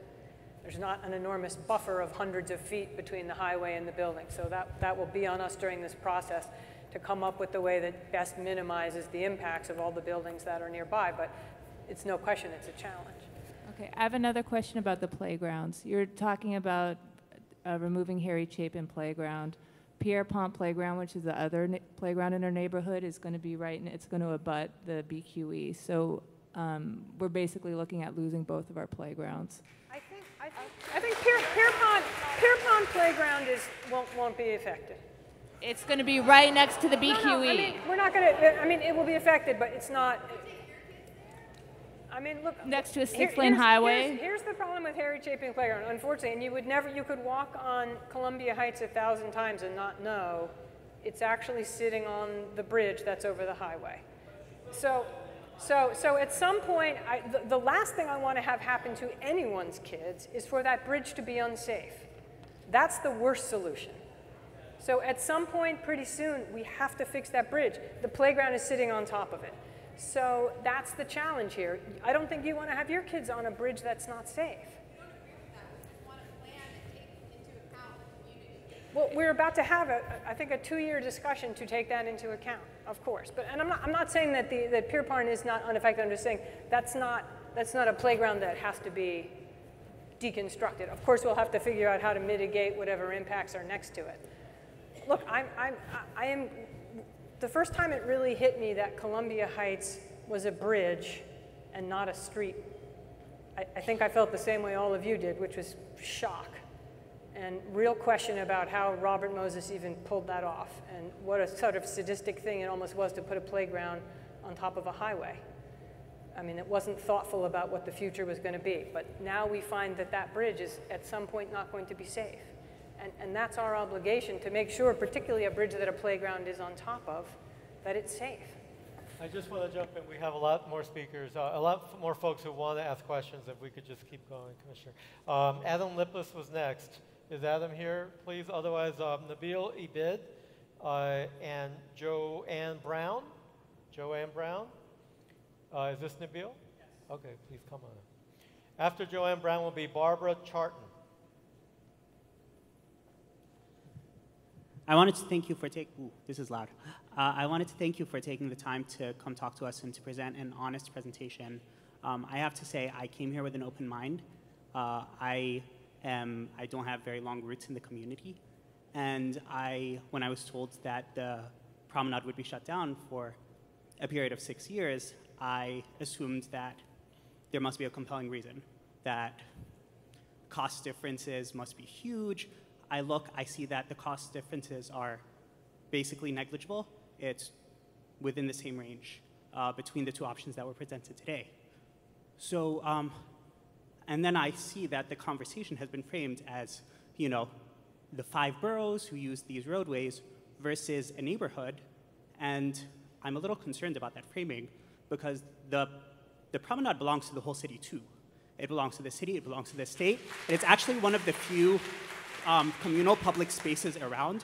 Brooklyn Heights is a very segregated neighborhood. It is not a particularly welcoming neighborhood were it not for the promenade that is everybody's in the city. It is a 5-minute walk from the 2-3 Clark station.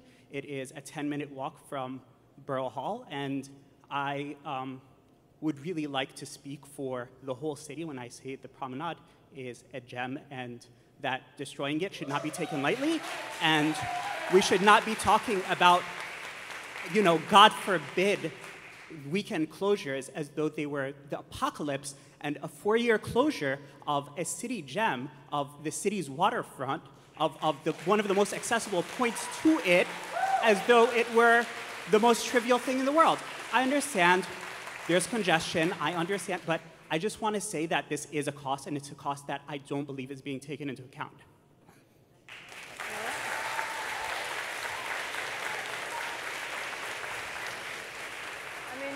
The reason we put the two options up tonight, and I understand one gentleman wished we'd put a lot more up, and I think over time we will, was to lay out the choice. So yes, it was. It was to lay out the choice. Well, it may be a Hobson's choice. I mean, I think dealing with the BQE is a bit of a Hobson's choice, and I'm sorry about that. If I could, if I could roll back the time 70 years, I would never have built a highway through the middle of a neighborhood, put a playground on top of it, done all the absurd things that were done with this highway. My misfortune now, and I think the misfortune of the city, is just that this highway is falling apart and we need to decide what we do next. And there's going to be intense debate and intense disagreement. I understand a lot of people in this room would feel like we would rather have all the weekend closures and much less promenade closure time. That's one of the things we'll talk about.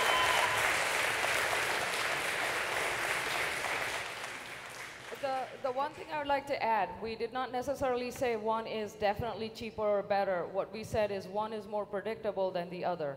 And that's all we're saying, and that's at the start of the conversation. And again, throughout the process, throughout conversations, we'll discuss that a lot more. And just going back to the same analogy, you open up a wall in a house when you're trying to rebuild something that's 70 years old, there's more likelihood of issues popping up that create a slower process. So that is where we were coming from on the two thoughts.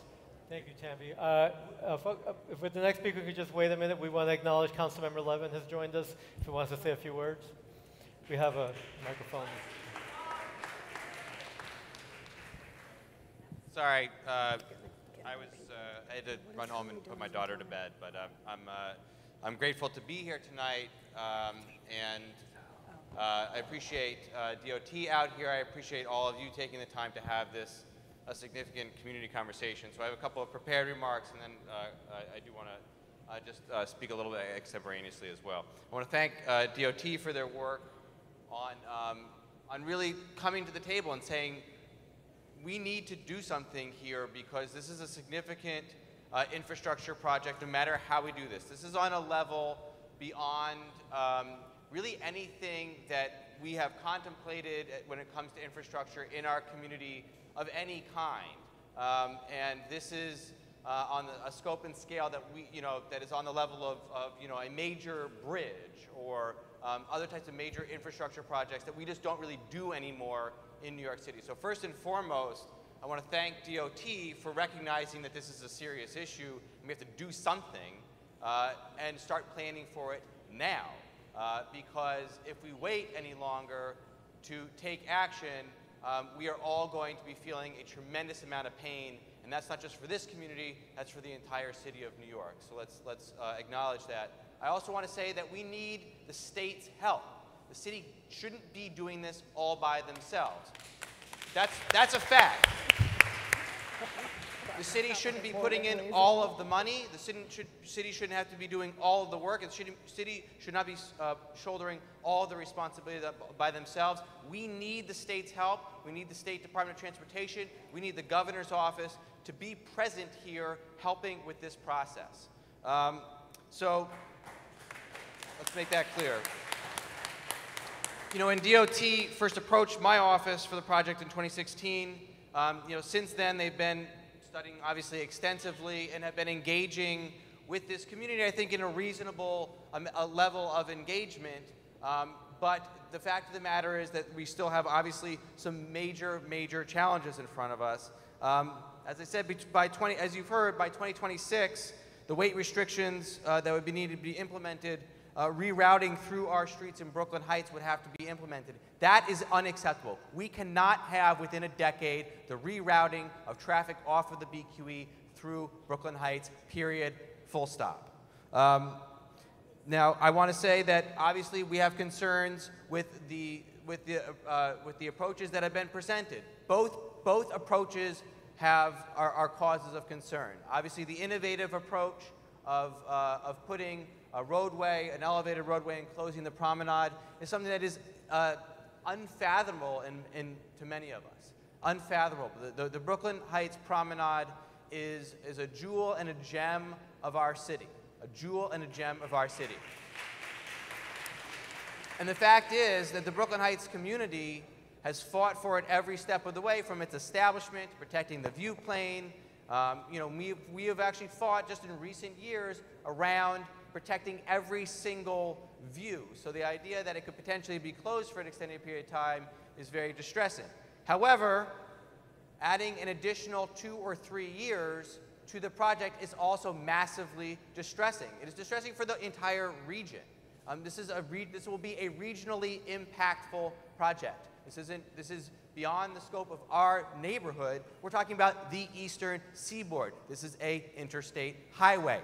So, you know, we have to kind of think about how this affects everybody beyond our community as well. So we need to be having a significant discussion, a real discussion, an involved discussion, and this has to be a community-driven process. We have to make sure that we are at the table, and I think that DOT, to their credit, has been fully responsive. Anytime we've raised concerns, they've been here out with us. Every time we've raised concerns from my office, they've met with us, they continue to talk with us. This is not a done deal, this is not fully baked. However, we need to make an informed decision about what we want to do. I'll also say that, honestly, just a couple of years ago, we built these enormous berms in Brooklyn Bridge Park that go alongside Furman Street. Maybe we need to, I mean, it's horrible to think that we would have just spent tens and tens of millions of dollars to build these berms, but maybe that is another solution because, you know, to me, it's not out of the question. I don't know if, from an engineering perspective, if it makes sense. I really don't know. I'm not an engineer, but I would like to see every single option on the table, and if that wastes tens of millions of dollars, that obviously would be a shame. This is a $4 or $5 billion project, so let's think about it in the broader context. Okay, I will leave it there. I want to thank you all for coming out. Please understand that I'm sorry that I was late again to put my kid to bed, came back down here. But I do want to thank you all for the time that you're spending here and your dedication to this issue. You can always contact my office. I'm on Atlantic Avenue at 410 Atlantic on the corner of Bond. Glamani Bravo Lopez is here from my staff. He's my point person on this project in Brooklyn Heights. And if you want to send us an email, you can send it to slevin or slevin@council.nyc.gov, or you can call my office. The number is 718-875-5200. I think it's the same phone number since when Ken was in office. But please feel free to contact us. Any opinions you have on the matter. I do want to hear from all of you. We need to have a real serious engagement on this. This is a very serious issue. Again, this is on a level of infrastructure project that is really beyond anything that we've been contemplating anywhere in New York City in recent decades. Thank you. Thank you. Thank you, Council Member. Again, next names were Joanne Brown, Barbara Charton. Either of them here? Yes? If I could just say Sarah Stevenson and Ken Fisher will follow. All right? I'm Barbara Charton. Can you hear me? Hello. I live about 15 inches away from the highway. So the fact that it's going to be dug up at night means I won't sleep for the next X years. My problem with the highway are that the amount of traffic that got added to it when the Verrazano Bridge went one-way toll was incredible. I've lived in this neighborhood since 1955, when not all of the highway was open. And there's an ugly story about Abe Stark and his refusal to cut the ribbon for it because he thought it was a piece of crap and said so. It's an ugly thing. Why do you want to replace an ugly thing with another ugly thing? If Boston could have a big dig and totally revitalize its waterfront, why can't we? Oh, there are tunnels in the way. Have you looked at the subway system in London, which was built over a period of years, and you've got tubes going at varying heights? Somehow they managed to do that. They've done that with the Deptford Tunnel, which had to get traffic off the streets in London. So other places have had this problem and managed a solution other than a damn ugly thing, which is going to stand up next to our beautiful view and corrode. Chemical engineers know two things. One is water flow, and the other is corrosion. And corrosion happens when you've got steel standing around getting wet with salty water. Don't do it. It's that simple.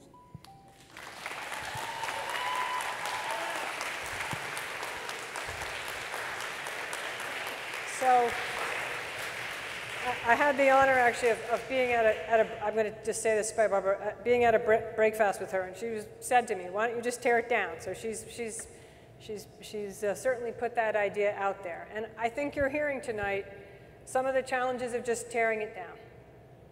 And I agree with you. It's a damn ugly structure. We would never build it today. I don't know that anyone in the whole world other than Robert Moses put a playground on top of an interstate highway. It's ridiculous. So we will look at the tearing down and we will look at the tunnels. I will just say this. It is true London has built some tunnels. I think when you look at this region, we don't have a great track record on tunnels. They're very hard to do.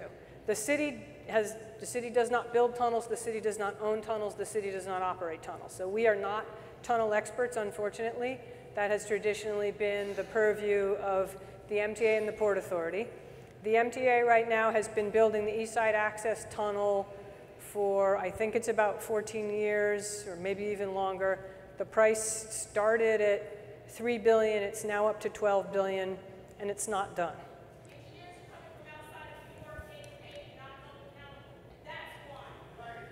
Well, I mean, look, again, we will certainly have the tunnel discussion. I would just say, when I've looked at other cities, Seattle's a good example. Tunneling through urban areas, and Seattle doesn't have the underground infrastructure that we do. It's very hard, and it can, if you don't do it well, you can destroy your subway lines, you can destroy the buildings above. It is something to explore, but I understand the desire as much as all of you to just build a tunnel, tear the thing down. It seems like a wonderful solution. But I think the reality of it is tunneling is a very, very difficult thing to do. And again, we're not an agency that knows how to build tunnels.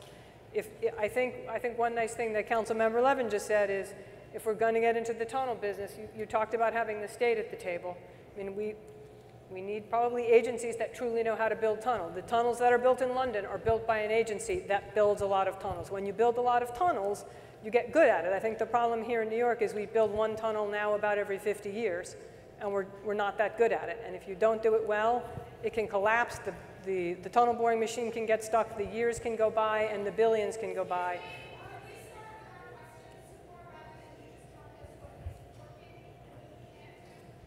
I'm just telling you the challenges of tunneling. I think,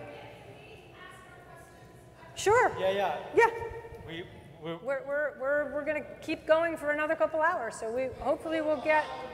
Okay, so, well, sir, we're going to go to the next question. If I have Sarah Stevenson. If not, Mr. Ken Fisher, please come to the mic. After that will be Gary Vanderputter and Adam Gasthalter. I'm Ken Fisher. Let me just say at the outset, I'm an interested party. My wife and I live directly across from the Hillside Dog Run. And I will tell you, Bob, in the last couple of months, that area, which is past the promenade, has started to vibrate. I can't begin to imagine what it's going to be like when you have a platform that's going by our bedroom every night. I also want to say, Commissioner, I don't envy you your position. I know this is incredibly complicated and detailed. I know you're also very determined to get this through.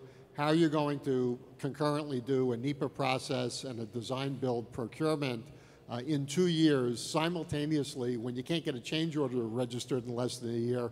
I'm not quite sure I understand, but I hope that you'll be around long enough to figure it out, because comes the end of 2021, the mayor will be gone. Maybe you'll be kept on. That happens with commissioners sometimes. But the reason I make those comments is that the trust issue, I want to go back to that. This is the first meeting. I understand that. But my perception is that it was an opportunity not so much to educate, but to convince us that the innovative alternative is the right one. I don't understand I don't understand how the NEPA process makes the decision. That's only going to tell you what the impacts are. I also don't, but there are a lot of things that we haven't heard tonight. Maybe we'll hear them in other meetings. I used to tell my staff in government, having a meeting is not solving a problem. Solving a problem is solving a problem. And all we've done now is identify some of them. So we haven't heard about the pontoon bridge. We haven't heard all of the tunnel options or other things. I know there's more of an education process. But I had one question that I didn't hear discussed, which was staging areas. Where do you expect to be staging the construction?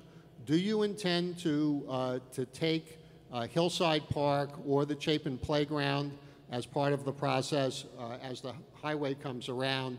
And how do you intend to get around the public trust doctrine that prohibits the use of parkland for anything other than park use, which is what they encountered at Van Cortlandt Park? I'm sure you're aware of that. By the way, I'm not sure that Brooklyn Bridge Park is covered by it because it's not under Parks Department jurisdiction. That's an open question. But don't you have a public trust issue, and particularly if you intend to take some of that land permanently, but even during the staging area?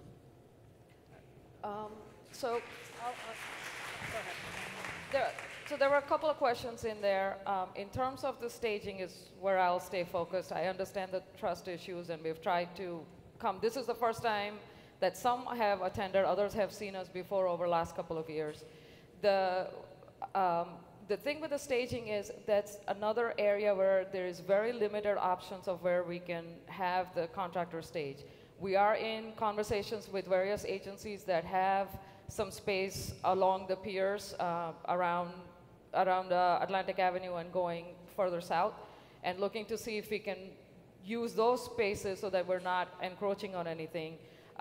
The Hillside Park in particular, we realize, and Commissioner also told us that she also walks her dogs there occasionally, so we know it's a beloved dog park, and we are not looking to take over that for staging. We are looking to also see if we can open up certain other spaces around the area for use along the construction time frame. The elevated roadway does allow some of the staging to occur underneath where the existing roadway is as it's being rebuilt. It is something that helps having the material and the equipment within that corridor rather than being parked all over the place. And so that is one of the considerations that went into thinking about it that way. Thank you. I think we'll need to move on now. Yeah. Sorry. Commissioner, take a look at the Dusseldorf tunnel that wraps around. They went under their medieval city. They built it in 18 months. It's about the same length. One of the advantages of design build is you get to get innovative firms from around the world that can come with new solutions. So I would hope that the design build process will actually allow for some actual innovation and not a set of instructions that have already been predetermined. Gary Vanderputter, please. After that, Adam Gasthalter, and after that, Coco Van Mierendange. Hi, thank you very much. You answered most of my questions already, and he stole one of mine. So, regardless of your solution, you mentioned that you will tie the roadway to the two bridges, because that would just eliminate an awful lot of traffic. I'm sorry, I didn't hear the last part of the... Do you intend, regardless of the solution, to put ramps from the highway to both bridges, Brooklyn Bridge and the Manhattan Bridge, regardless of the solution? No, I think that very much depends on the solution. This project could give us an opportunity to take some of the traffic that's now going on local roads from the BQE to the bridges to get it off the local roads, but that's a feature to consider, not a necessity to have. It's just one of the things that the temporary alternative gives us the possibility to do. That's too bad. Okay. Are you too bad you want it, or too bad you don't? Okay, sir, Gary? Oh, I'm not Gary, I'm Adam. Adam, go ahead, sorry. Hi, my name's Adam Gasthalter. I live on Clark Street in a co-op apartment with my wife and young daughter. First of all, I know you're good people. It's not easy to be sitting on that side of the table tonight, so thank you. It's not lost on us that you marched and lobbied hard for design build, and we know what a big deal that was. So we don't at all doubt your good intentions. I am an attorney, so it behooves me on behalf of the elderly residents of the neighborhood who were unable to be here tonight because of the short notice of the change of the location of the meeting, to just note their objection. And I say parenthetically, I am thrilled that we had the meeting. We should be having the meeting. But just to note their objection, because this doesn't comply strictly with New York law or federal due process requirements. So I hope there'll be further meetings so that the remaining residents, of whom we are just a fraction, will be able to have this same conversation with you, robust and as unpleasant as it's been. Right. And again, we apologize. We moved the meeting because we No, we I don't. realized we wanted to accommodate I more don't doubt it people. was in good faith, and I appreciate the live stream. I'm just telling you that we have a lot of elderly residents in our neighborhood who don't know live streams and can't make it here. So it's noted. Secondly, while you've been doing your traffic studies, I've been doing my own traffic study. I got to know a lot of my neighbors in the neighborhood this weekend because I walked the promenade and, like a madman, handed out flyers to people to raise awareness of this issue. I believe that it would be excellent in furthering the robust discussion if flyers of future meetings were to be placed in the subways, which are the lifeblood of our community, so that people are aware of them. The second thing I want to say goes back to what Nabil was saying, which is that the promenade doesn't just belong to Brooklyn Heights. If you read in the press, people love to call the NIMBY action. You know, our neighborhood, they say NIMBY. They say that it's a couple of people with decadent houses and backyards that are affected. But strolling down the promenade, the traffic is in fact from people from all over the New York community and all over the world. And after our foreign visitors looked at me and said, realized I was telling the truth, they said, why in God's name would they want to do that? Maybe they didn't fully understand the issue, but they were appalled. So I just want to say in closing, because I see my time is up, the one thing that does concern me out of these conversations, and it is in good faith, is that we're hearing a lot about this environmental process. I hope you'll demystify it for us so that we know who we can talk to, who will be making this decision if not you, who needs to be hearing our voices so that we can contact them directly. The other thing I want to say is that you seem to have a willingness to talk to the state because some of this is out of your control. But I believe that when you're presented with a crisis, that's the greatest opportunity to lead. And I think that you have an opportunity to show real leadership, hand in hand with the people here, to fight this battle with us and to help us change a process, because if you don't control it, we need to talk to the people who do and come up with a solution that's actually practical.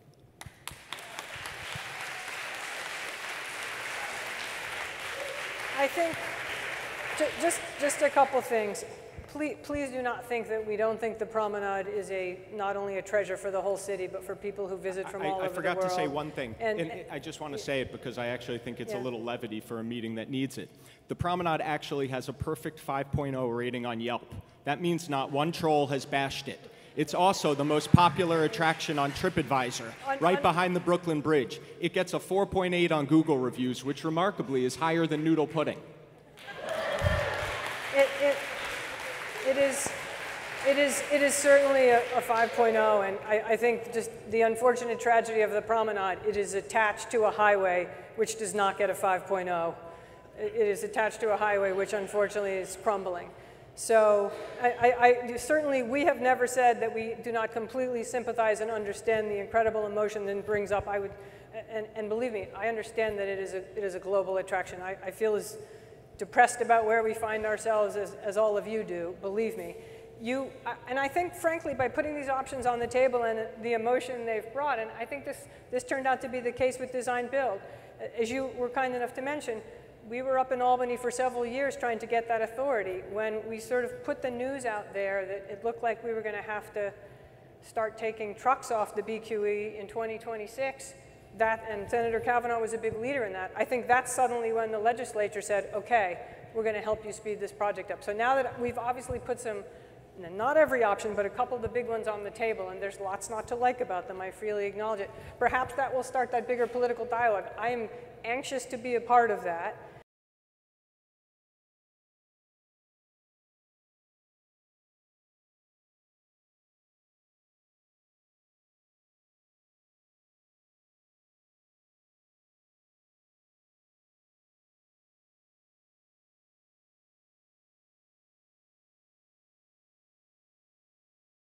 Panel deciders are, who the decision makers are, who sits on that panel, and how we contact them directly? Yeah, should we talk about I won't be getting into the details of it. That's, as we roll out that process, there will be many more meetings. They need to hear from us early on. They need to understand before Agreed. they've seen these procedures. They need to understand this. The short answer for the moment, and this is only for this moment so that we could get to some of the other conversations, NYCHA is a national process, which means FHWA leads that process. FHWA being and the that's where Federal Highway Federal Administration, Highway US. Administration leads that process. We demand to know who the stakeholders are so that we can notify them promptly of our objection. Thank you, we understand, but you should note that we demand that. The other last thing I'll say in parting, because my time is over, I strongly encourage you to walk the neighborhood at night and see where the lights are on. Is it on the promenade in the buildings there, or is it in the park? Thank you, Adam. Okay, we have Coco up next. I don't see Coco lined up unless you're here. Ted Taberski. Ted? No? Yes, okay. After Ted will be Cynthia Maloney and Dania McGuire. So if you could please get ready to speak. One question is very specific. You're taking out the trees in the garden between the promenade and the buildings that face it. But there's one building, I believe it's 160 Columbia Heights, that abuts directly on the promenade. And one of my questions is, how would that building be impacted by the construction work, and how would it be impacted by the elevated roadway? Then my second question, it's really a two-part question, is how long would it take to build the elevated roadway? And how realistically can you guarantee that that roadway would only be there for 3 years? How realistic is that statement? The reason that we need to get into that area between where the BQE is now and that garden portion is because the structure that's holding up that wall is also the BQE. So unfortunately, we have to get in there to replace that. We are working very closely with parks, as I don't know how many of you have noticed, when we did do some of the borings and some of the early work that we needed to do, we did our very, very best to work and protect the trees and the shrubs as we went through, and that is the way we're proceeding with this. The thing with tree lines, and obviously this is where parks will play a much bigger role, is there is a certain distance that if you get within the root structure, then you start damaging the trees. And so that's the struggle we have. We have a very tight corridor. At that particular building, there's a couple of buildings there that are like that. They are abutting literally, like there was a window that used to open out that you walk right out onto the BQE. And that's another area where we have to take a lot more time to think through how we do it. And again, regardless of the type of construction we do, there is a wall there that holds up the roadway that's also touching practically the foundations of the building. So it's going to take a lot of care and a lot of thoughtful planning to get to that point. And that takes a lot more detailing, and we're not there yet, but that is one of the things that is hugely on our mind as we proceed. So then the other question, how long will it take to build that elevated roadway? Right. And how serious is the statement that it would only be there for 3 years? So again, this is early time, so our estimate currently is that it would take 1.5 years to 2 years to build the elevated roadway, and then 3 years to replace the roadway underneath so that then the traffic can move back down. So it would be for 3 years that there would be traffic at that elevated roadway. So converting it to the promenade, once the traffic is down below, again, we can incentivize the contractor to start replacing block by block as quickly as possible so they can start at least opening up portions of promenade as they go along. And then they would obviously, there's portions of the elevated roadway that will no longer be in use, but those would then be taken down separately. So it would give or take a year for that. Thank you.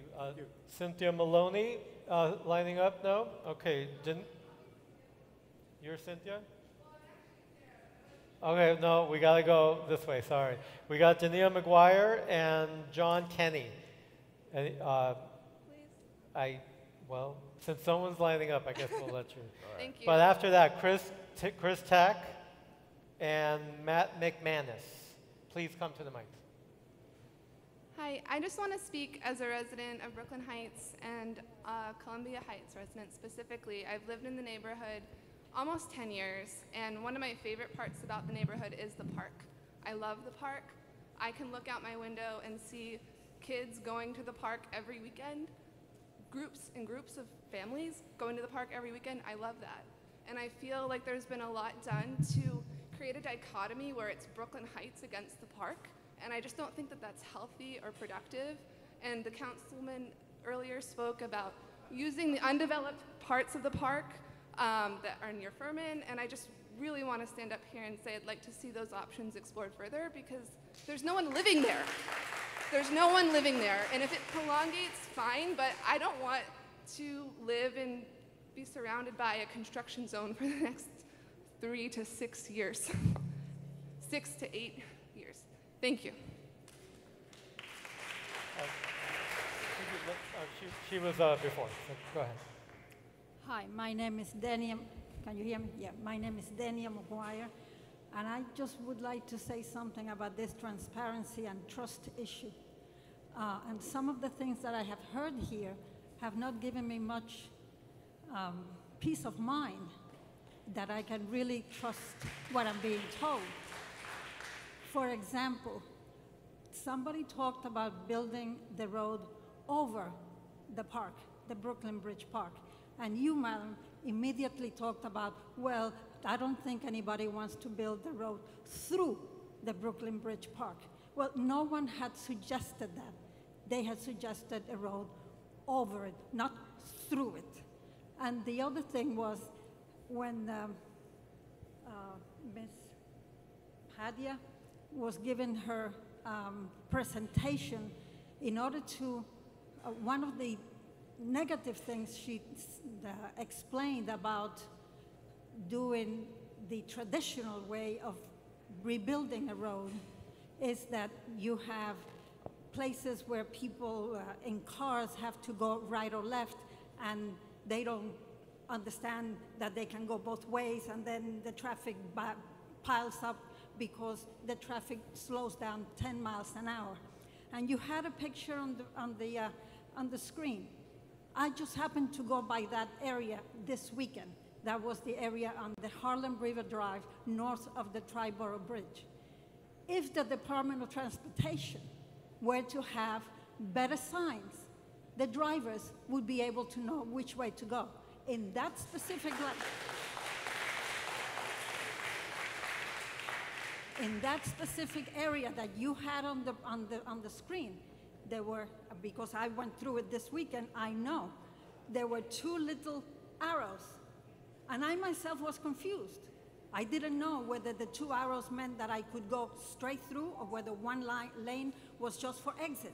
Maybe better signs from the Department of Transportation would help. Thank you.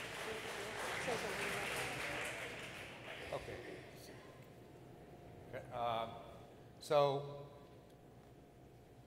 we have this condition on the Bell Parkway right now also.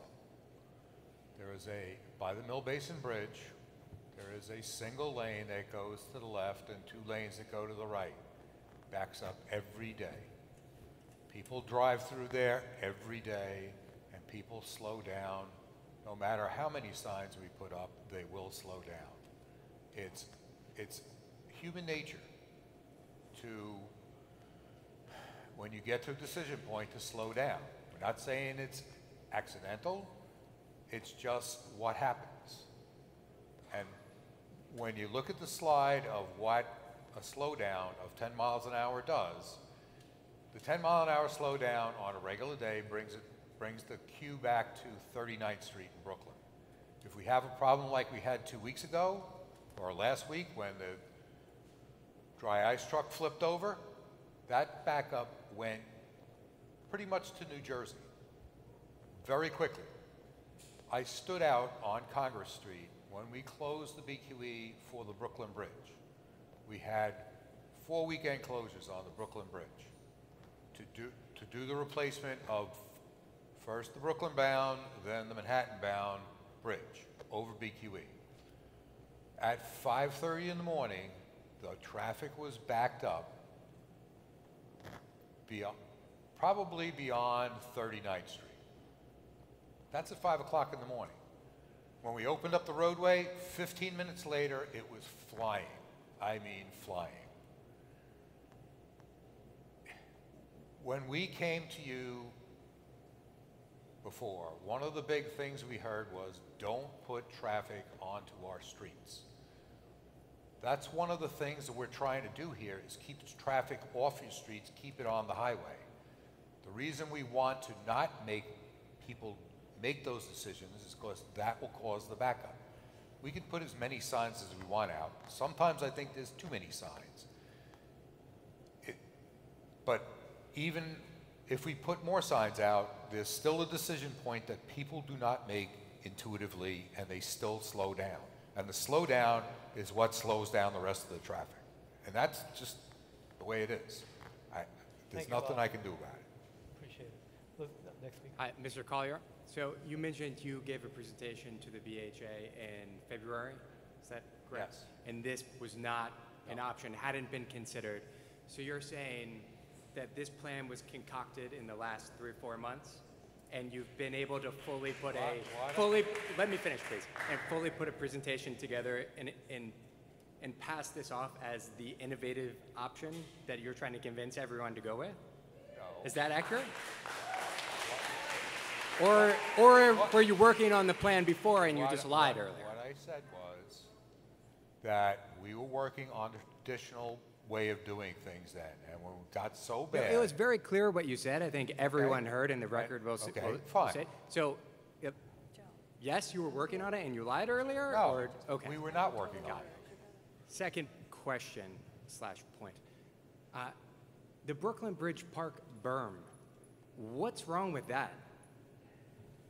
Has anyone looked at that? No one lives even near that thing. What? I don't own the Brooklyn Bridge Park. Okay. So. Okay. So okay, you got to so understand. So it's a money issue? The two options that we looked at. Because the city hasn't done enough for Brooklyn Bridge Park. One of these. Okay, I'm gonna ask you to please remain respectful there, and we'll try to answer his question. One of the assumptions we've given is you got to stay within your right-of-way. We are staying within our right-of-way with these two alternatives. You're not staying within your right-of-way Yes. because you're proposing to put a 6-lane highway on the promenade. That's not in your. That's my right-of-way. I'm sorry. On top of the promenade is not your right-of-way. It's the people of the city's right-of-way. It's not. You're sorely mistaken. So just remember, just to go back to our initial assumption, and again, you've heard it from we are just the city of New York. So for better or for worse, we tried to look at the project within the confines of what the city of New York owns. We don't own Brooklyn Bridge Park. We hear loud and clear that there are a lot of people today who might want us to talk to the owners of Brooklyn Bridge Park. I'm looking over at the elected officials. One of them has put his thumbs up. But again, and I understand people may not like the assumption. I'm just being honest of where we started, as I said, when we put pen to paper. And look, unfortunately, if you look at interstate highways in most other parts of the country, they're built with enormous buffer zones around them for exactly this problem. That's not how Robert Moses worked. He rammed his highway through the middle of a city. He tore down neighborhoods, he tore down homes, he put playgrounds on top of it. He put a highway inches away, so we're trying to work within that envelope, but we hear you. If we can get other partners to give us bigger spaces to work with, and again, it looks like our elected officials may be willing to try and help us with that. Thank you. Give me your name. Matt McManus. Okay, good. So after Matt, we're going to have Thomas Noon, And please go ahead. Well, first, as frustrated as I am with everything, I do just want to acknowledge how difficult it is to stand up on stage and take this from all of us. I think the L, there's a lot of crumbling infrastructure in this city, and it has to be dealt with. My frustration is that it always waits until it's a crisis, so there's not enough time to think through it. It would have been great to have fixed this before Brooklyn Bridge Park was built. It seemed like you had a lot of space out to the west 6 or 7 years ago to do the construction. And now we're trying to work within all of these constraints. Like, I've heard a lot of constraints tonight, and then we have this thing that's labeled as innovative, but we can't talk about tolls. We can't talk about Brooklyn Bridge Park. I mean, the innovative approach is let's look at Brooklyn and say, well, if Robert Moses never existed, where would we build the highway? And maybe look at that. Like, it seems like the only community you're saying that we're going to mess up is the neighborhood adjacent to the promenade, and it just doesn't strike me as very innovative. Like, it seems like there are solutions if you actually work with the state, if you work with the other department. Like, you can't even work with the Parks Department on this. Let me talk a little bit, but I want to say it's a little unfair. It's a little unfair to say the only neighborhood we want to mess up is. I mean, part of the problem is Robert Moses flattened the other neighborhoods. He just put a trench in. And we all accept that Robert Moses put us in this situation. Let me finish. We will let him finish afterward. You can. I'm sorry. I'm going to ask you to be respectful. Let me answer the first part of his question, and then we can. That's all right. My wife is defending me. It's okay. You can. So I mean, the parts of the highway that are 6-lane roads, they're not as challenging to fix as the area that is the promenade that has roads stacked on top of each other with buildings right next to them. So just. I don't want people who live near this part of the highway to feel picked on. It's just that this part of the highway, back 70 years ago, when the Brooklyn Heights Association was able to stop Robert Moses from making it a 6-lane highway, the legacy is that the structure that was left behind is a very complicated and unfortunately decaying one. It is a fair criticism to say, in this timetable, why didn't we try and solve all this sooner? I just want to point out there were a lot of years of work on this. The state looked at this for a while, and frankly, I think the state found this challenge pretty immense, and we do too. So I understand the frustrations about the timetable. I think, perhaps this is the moment now. You all are looking at what we have here on the table. It's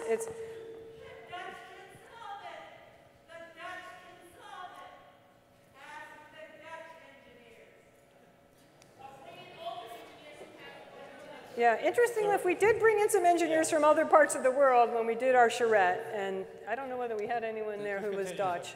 But so, we're certainly at, I'd say, a crisis moment now. And obviously, it's great to have elected officials here from representing other parts of the state. And, this is the moment. Like, if you want to talk about going into the park, if you want talking about tolls, congestion pricing, here's our moment. I think the feeling is urgent enough in this room. I mean, one woman brought up the one-way tolling on the Verrazano-Narrows Bridge. I have fought on that issue for years and years and years. I've never really been able to get anyone to pay much attention. When I showed this presentation to some elected officials, they suddenly really put that at the top of their list. So maybe some of the things that have been hard to make happen, this moment is going to help make them happen. And I appreciate that. I do. So the last thing I will say is I agree with what some other folks have said.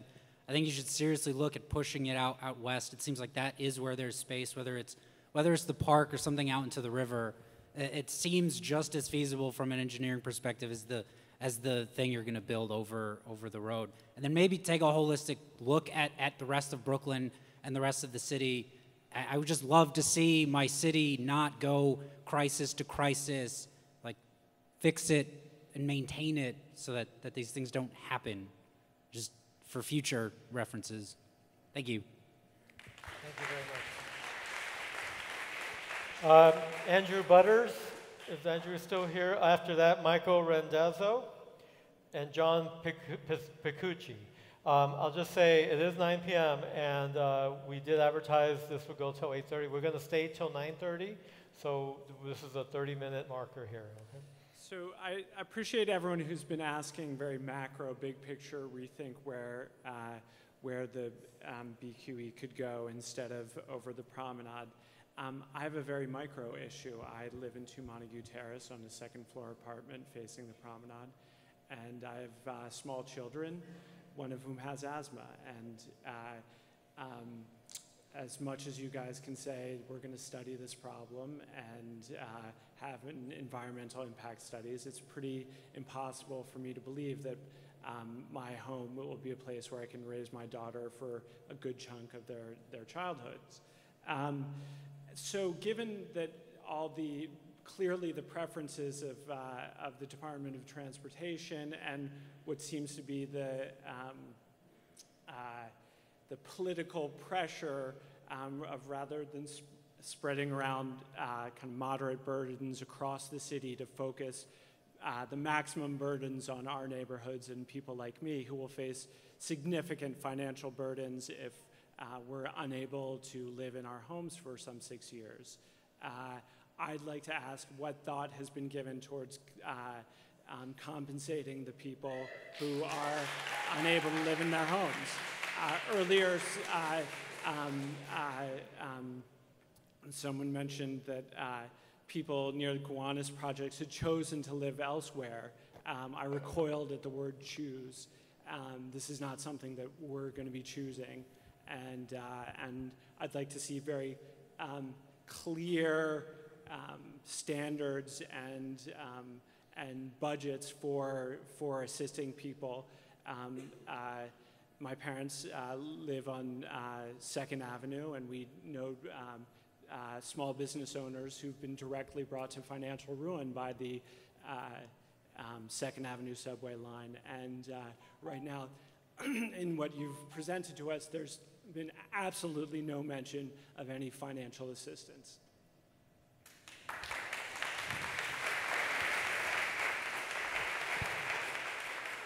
So, I mean, look, obviously that will be part of the discussion going forward. I think what we're hearing tonight is we have a big discussion to talk about even how we're going to do this project before we even get to the question of whose buildings will it be impacting, what will be the effects on individuals, how the city will work with them to try and figure out what they need to do. So obviously, as we formulate what the plan is going to be, that will be a part of the discussion. I can't give you a complete answer tonight. It's just too soon in the process for that. Hi, my name Before you begin, I'm sorry, a few more names if you could just prepare yourselves. William Hennehan and Sarah Fox, but please go ahead. Okay. Hi, my name is Michael Cantor. I am the Vice President of the Board of 160 Columbia Heights, which someone else mentioned earlier. A couple of things. One, with all due respect to you, Commissioner, you keep mentioning Robert Moses and the damage he has done. But if the Department of Transportation had maintained the structures that Robert Moses has left behind for us, we would not be in this position. There are many bridges and tunnels in the city by Robert Moses that are maintained and are not collapsing right now. Is it your thought that 160 Columbia Heights will have to be demolished to do this work? Well, no, but let me talk about the Moses thing. It's true that some of what Robert Moses isn't falling apart, but some of the things Robert Moses built, including some of the housing he built, is. We have done a lot of maintenance on the structure, but part of the challenge has been, because of the way Robert Moses designed it, it's not a traditional highway design. It has been hard to maintain, and I want these guys to talk a little bit about some of the... It's fairly not maintained. I'm sorry. Well, I've lived above the promenade for more than 20 years, and it is not being maintained. All right, well, let's talk a little bit about that. My question was give us a chance to answer the question. You've spoken a lot. But my question is this. I'm going to ask him to do you 160 Columbia Heights has a sub-cellar which is empty. When you go into it, it shows the profile of the original hill of Brooklyn Heights. The soil is exposed. At the bottom of it, which might even be below the level of the retaining wall of the BQE, there are holes that are dug in the ground, some sort of industrial things that go 40 or 50 feet down below that. We discovered this because a few years ago, the Clark Walk collapsed. And the sinkhole that opened revealed that all the trees on either side of Clark Walk, and maybe even along the promenade, are sitting on a concrete roof, which is hollow underneath, and reveals the back of the retaining wall of the promenade. And 160 Columbia Heights has a skirt wall made out of bricks that was there long before the promenade and the BQE were built. That wall is approximately 6 inches away from the back of the retaining wall. We hired foundation engineers to check and see if our building was actually shifting, which it is not. We've been surveying the building for years now to check and see if it's moving. It is not. However, when I watch the little video, you show new construction going in behind that retaining wall. There is no room behind the retaining wall between the building and the structure. The only way you can reinforce that retaining wall from the back would be by tearing down the building. So what I want to know is, if that's the process for 3/4 of the length of the promenade, what is the process where you reach a place? It also occurs at 124 Columbia Heights, the old headquarters of the Jehovah's Witnesses. That building comes within 2 or 3 feet of the promenade itself. What's the structural solution at that point? At this point, what we're looking at is something that works at the broader corridor, and then we've zoned back into the specific buildings like you're mentioning, and we're certainly very much aware of the issues with those buildings that are very close. In the scheme of the video, obviously we couldn't stop and show every building. We would be here all night if I started doing that tonight. We were trying to just kind of lay out the broad concept and then get with each of the building owners that are very close, look at your exact plans, some of which we have, some of the information you're talking about we have heard also, and get into the nitty-gritty and figure out. So the solution we showed in one location doesn't work all the way through as far as how we support the wall, how we work in that area. So we would have to modify as we go along. And in fact, some of the things that you just mentioned are the surprises that we're finding in the structure. Just like you talked about that trees were growing on a platform, we had to cut holes through the structure to get inside to really understand what's happening on the inside of the structure. So access and understanding how this structure is functioning is not a simple thing, as you might see on a lot of the structures as you walk around the road, where you can see the steel girders above you, and then there's a deck above. This structure has been entombed in a way, and that makes it much more complicated to understand what is happening. Okay. And we'll be spending a lot of time on that. I understand that it's complicated. So if without condemning 160 Columbia Heights, you can repair that structure from the river face of that structure, right, why is it that you can't repair the rest of the structure all the way along without cutting down the trees and removing the gardens on the promenade? That is certainly something we are, some of our team, design team is here, and trust me, I've pushed back on that quite a bit. The issue with trees is, unlike a wall, you can protect a wall, and as long as you don't touch its foundation, it's fine. For a tree, if you're within the root system, or if you come too close to a tree, it starts getting affected. One of the things we're looking at and exploring, and will continue exploring, is what can we do with our construction techniques to protect as many trees as possible?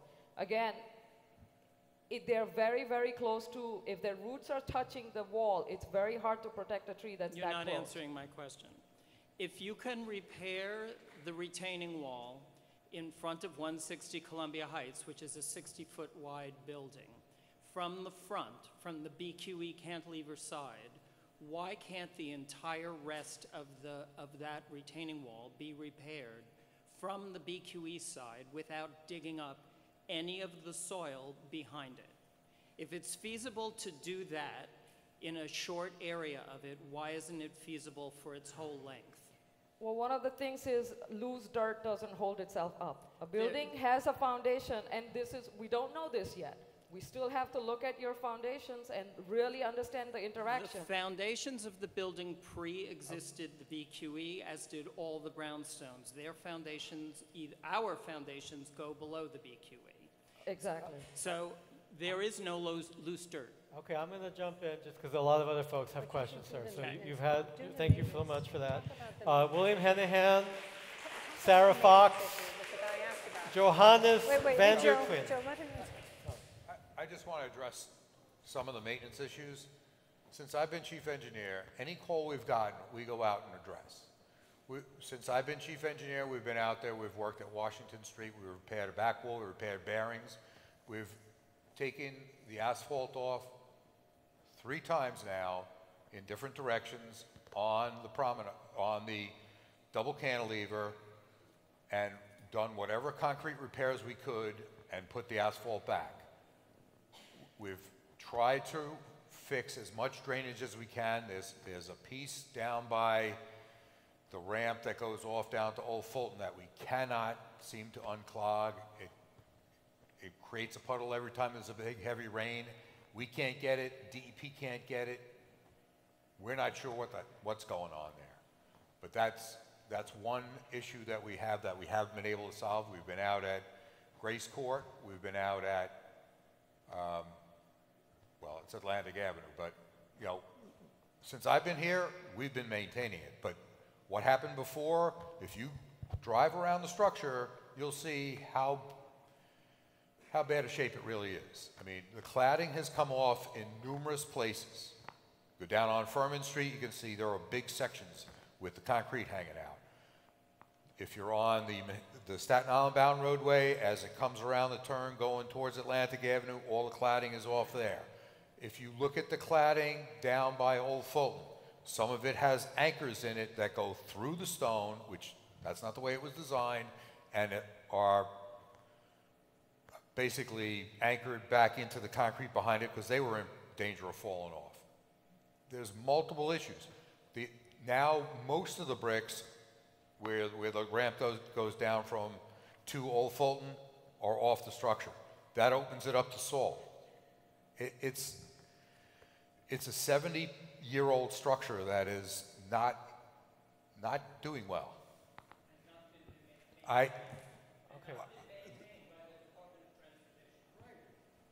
Okay, sir, I think we understand your point, sir. We do understand. Richard Dean here. Laura McManus, Christopher and Alexandra Mather, please, if you'd like to come up, ask your question. Stephen Hogran. Stephen Hogran. Juliette Bouder. Juliette Bouder. You coming for a question? Okay.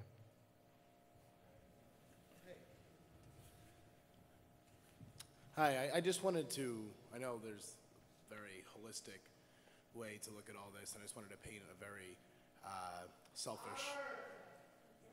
Hi, guys. Sorry, I'm losing my voice. I'm a teacher, and it was a privilege for my wife and I. Just got married a week ago. That's why I came up. It's a privilege to be in this neighborhood, and specifically at 160 Columbia Heights, to be on the promenade and see the diversity that comes from really all over the world. To be now married and think about what family we would have here, to now think that's not going to happen. When this happens, we don't get that anymore. We can't raise a kid in a building that may or may not exist in a couple of years. And if it does, there's going to be volume, there's going to be pollution. Our reason for being here is now demolished along with everyone else in this community. It was really disheartening to think that I heard from somebody's voice that it was somebody's choice to move out. This won't be a choice. We put everything we have as special ed teachers, and the extra that we were fortunate to have to be here, and everything was in, and we can't leave. If we leave, we're losing an amazing amount of money. Nobody's coming in the next few years knowing that this is happening. Everything that we dreamed of, we have right now. And this, I understand that it's a solution possibly, but for everyone in the community, especially those that are closest to it, it's the most heartbreaking thing I could possibly think of. I don't know, that's it.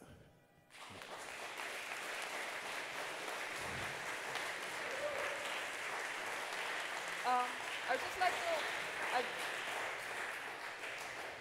just to clear up one thing, regardless of which option we look at, construction around the buildings, unfortunately, is something we will have to do if you're looking to replace this structure, or even, as a matter of fact, tearing it down.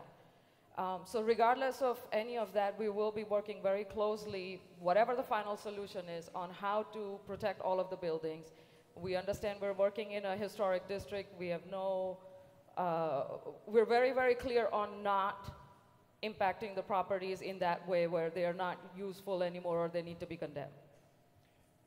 Thank you. After our next question, we're going to have Linda DeRosa, John Marcolini, and David Dritz.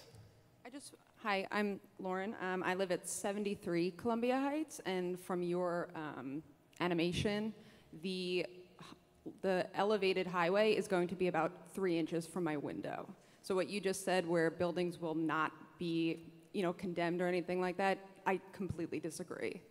You are now causing my building to be, which has one of the most beautiful views in the world. It is now horrible because I have to look at a car out my window. My front door is now under a highway. I live directly next to that children's park you're going to rip down, and I'm going to be staring for 6+ years at a highway of 6 lanes of cars. That is absurd and so unrealistic for you to think that anybody would be okay with that. For 2 years, I have to deal with overnight building of that, and then for 6.5 years, I have to watch cars out my window. That is unreasonable and so ridiculous.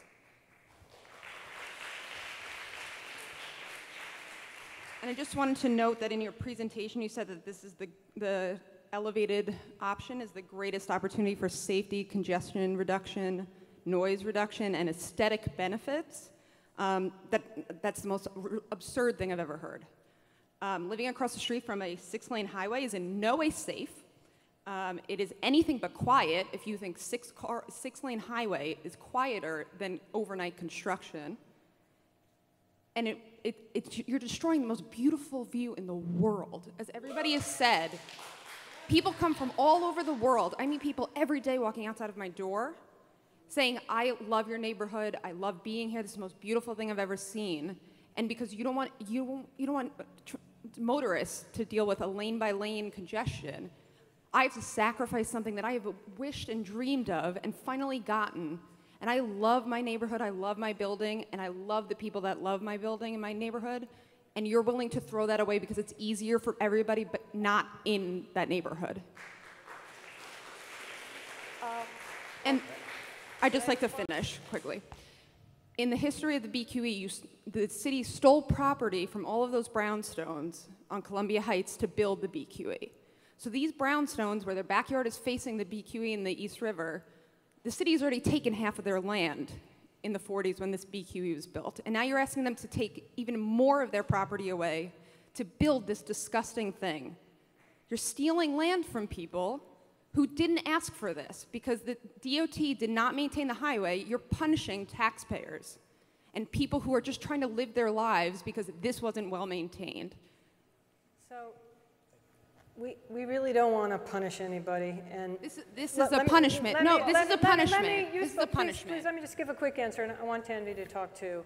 And I think there's no question the Columbia Heights piece of this is the most horrible and difficult to deal with because it is the strangest thing to have a highway right under that piece of street. We will obviously during this process see if there is any other solution, any other way we can think of this.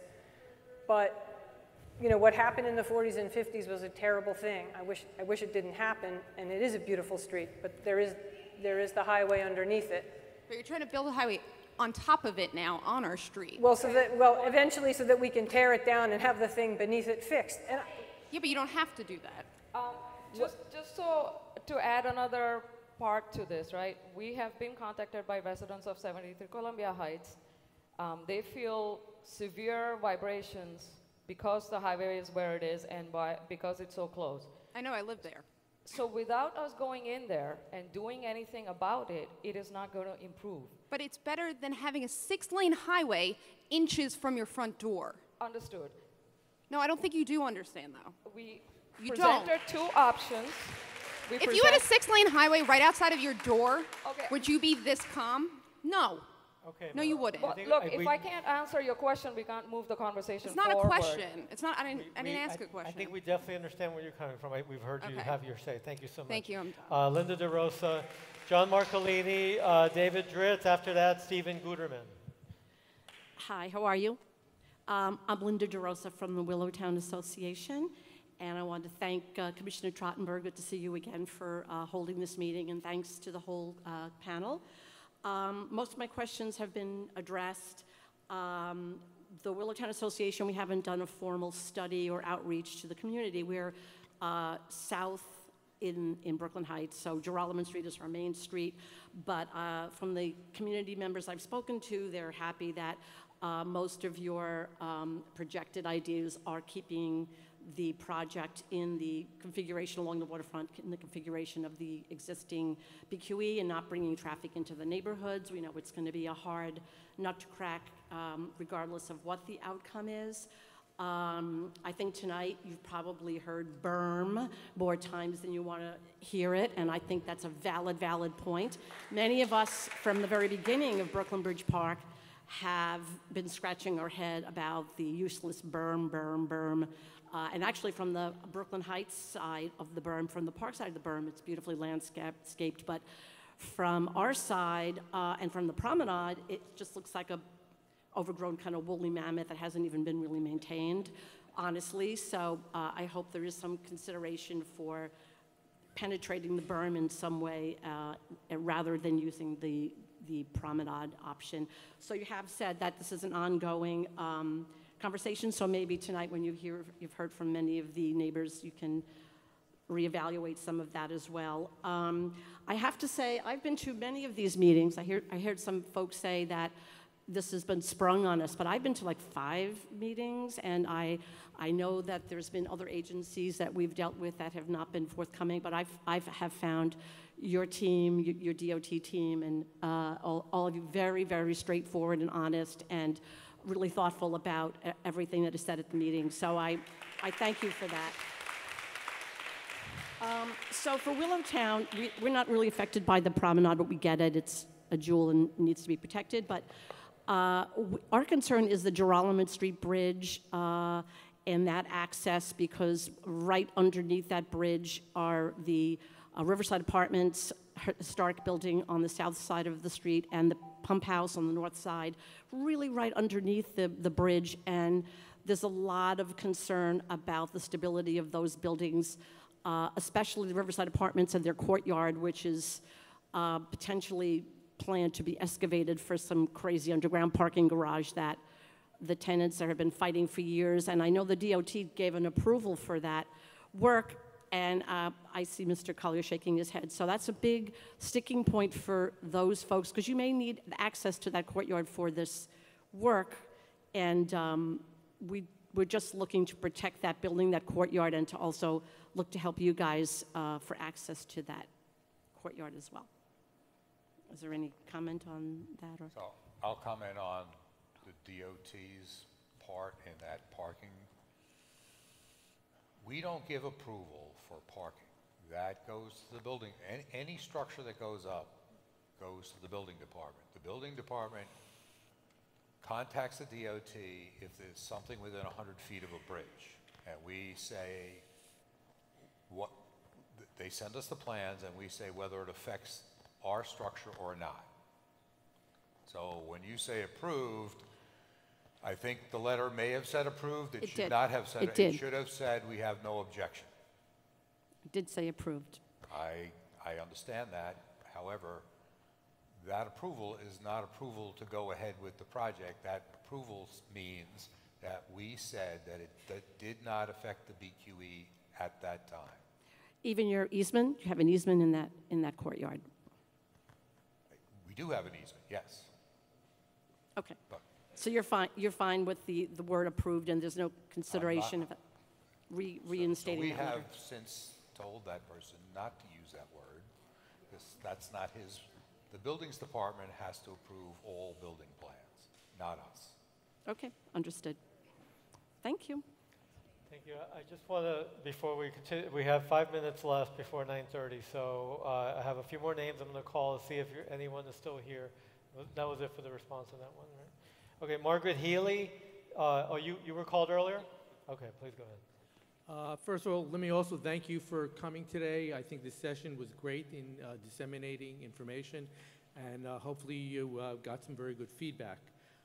I also fully appreciate the complexity of this project. In fact, the point made earlier that it may be the most complex in the world scares me, and I actually want you to make sure that you really do feel comfortable that the city has the needed expertise, because there are some historical major failures in the city managing projects, including the bouncing bridge over the BQE.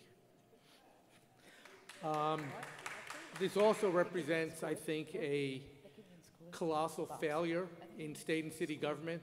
Again, this project has been known for decades, and if this had been staged before the building of the Brooklyn Bridge Park, it would have been a lot simpler. You know, having said that, if you look at the promenade and you look down, there is nothing in Brooklyn Bridge Park west of Furman Street. And I think,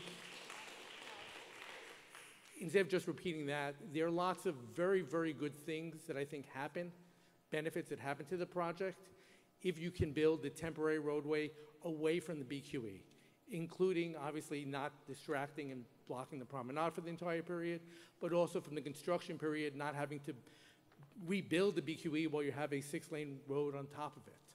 So I think you should really have to look at those benefits, and I'll look for a commitment from you, since the state owns the land, but the city controls the park, that you very quickly go to this park and say, we may need that, are there any objections? And if you get objections, let us know.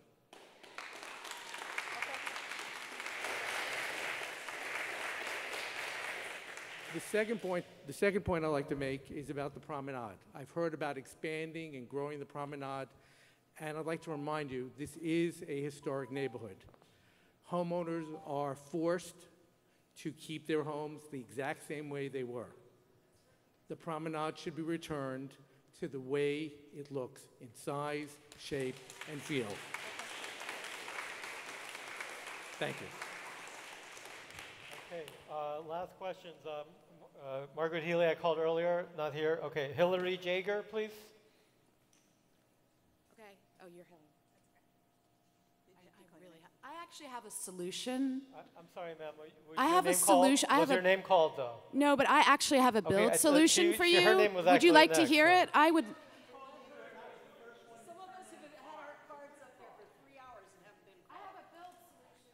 Okay, please go ahead. Just, we will stay, we have to start to unpack the room because NYCHA was nice enough to lend it to us, but we will still be able to, anyone whose question we don't get to, we can keep talking to you, plus we will have our website, et cetera. So we can try and catch some of you afterwards. I want to echo a lot of what's been said very quickly, which is to thank you for your presentation, to acknowledge that this is an extraordinary problem, which does not seem to have a solution that anybody will truly be happy with. And you're faced with a room of angry, emotional people. So to thank you for coming here. I also want to say, though, thank you to everybody here and everybody who left and the neighborhood that showed up, despite this being changed at the last minute, because this is a neighborhood that feels extraordinarily deeply about the fact that it is a neighborhood, that we know one another, that we live here for a particular reason, and it's not just the promenade. But what you're talking about doing, I fear, will destroy this neighborhood. This is not a 2-year project. This is estimated 6 to 8 years. People will leave, businesses will close, tourists won't come. It will be devastating. I have been in tears. I'm sure people in this room have been in tears about this because of what it means for New York and what it means for all of the families who live here and come here, the children who go to school, the elderly people in this room who will die before it is completed, the children unborn who planned, that you just heard from that man, to be here. This is incredibly difficult. So I'm asking you to please tell us, what is the process? What happens next? What can we do? It's clear to me that you have a strong preference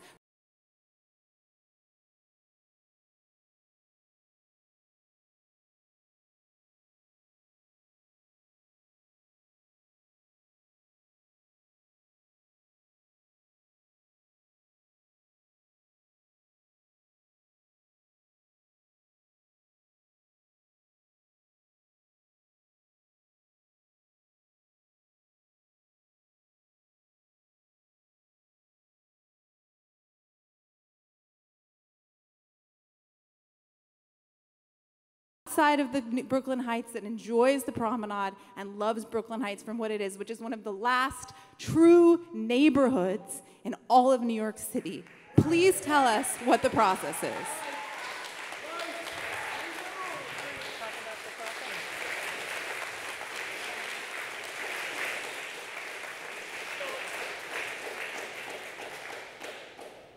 Back in February, we had done a city seeker scoping meeting. Since then, the way legislation is written for design build, we have to get New York State approval on certain specific aspects. And we also want to be part of the NYCHA process, which is including the federal government into the process, the Federal Highway Authority. So what we will be doing in near future is putting out a notice of intent for a NYCHA EIS, which has its own structured process.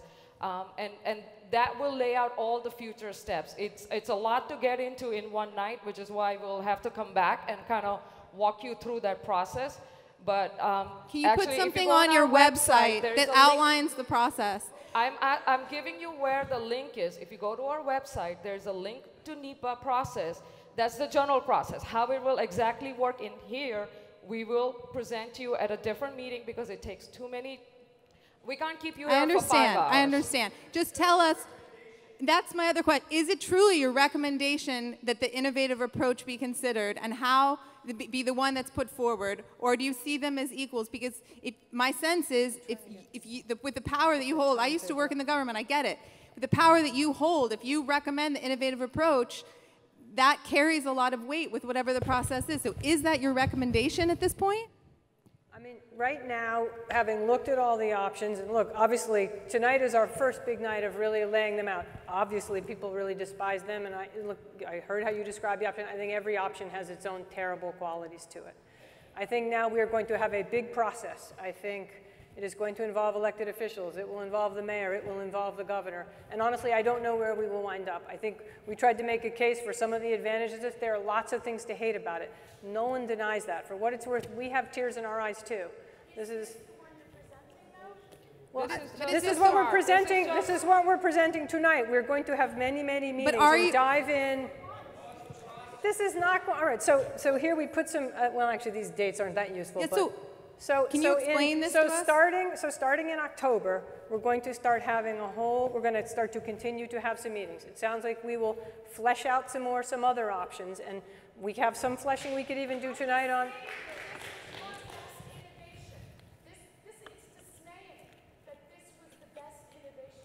Listen, yeah, I mean. Okay.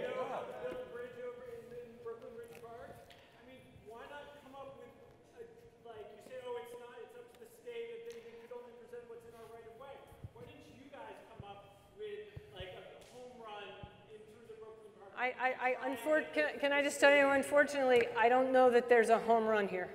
But we will have 2 years to try and find it. But having now spent about 4 years trying to find that home run, it's really hard to find a home run on this. I'm going to jump in because we No, the environmental impact is on a bunch of different options, including a no-build option. But do you present the innovative approach? Is that the one that gets evaluated in the environmental process? A bunch of them get evaluated. There will be a series. You will see a list of options that will move forward. This will likely be one of them, but there will be others. Thank you. Just please note, it sounds like there were people who got turned away by the cops. My husband couldn't get in, friends, all the people who couldn't come.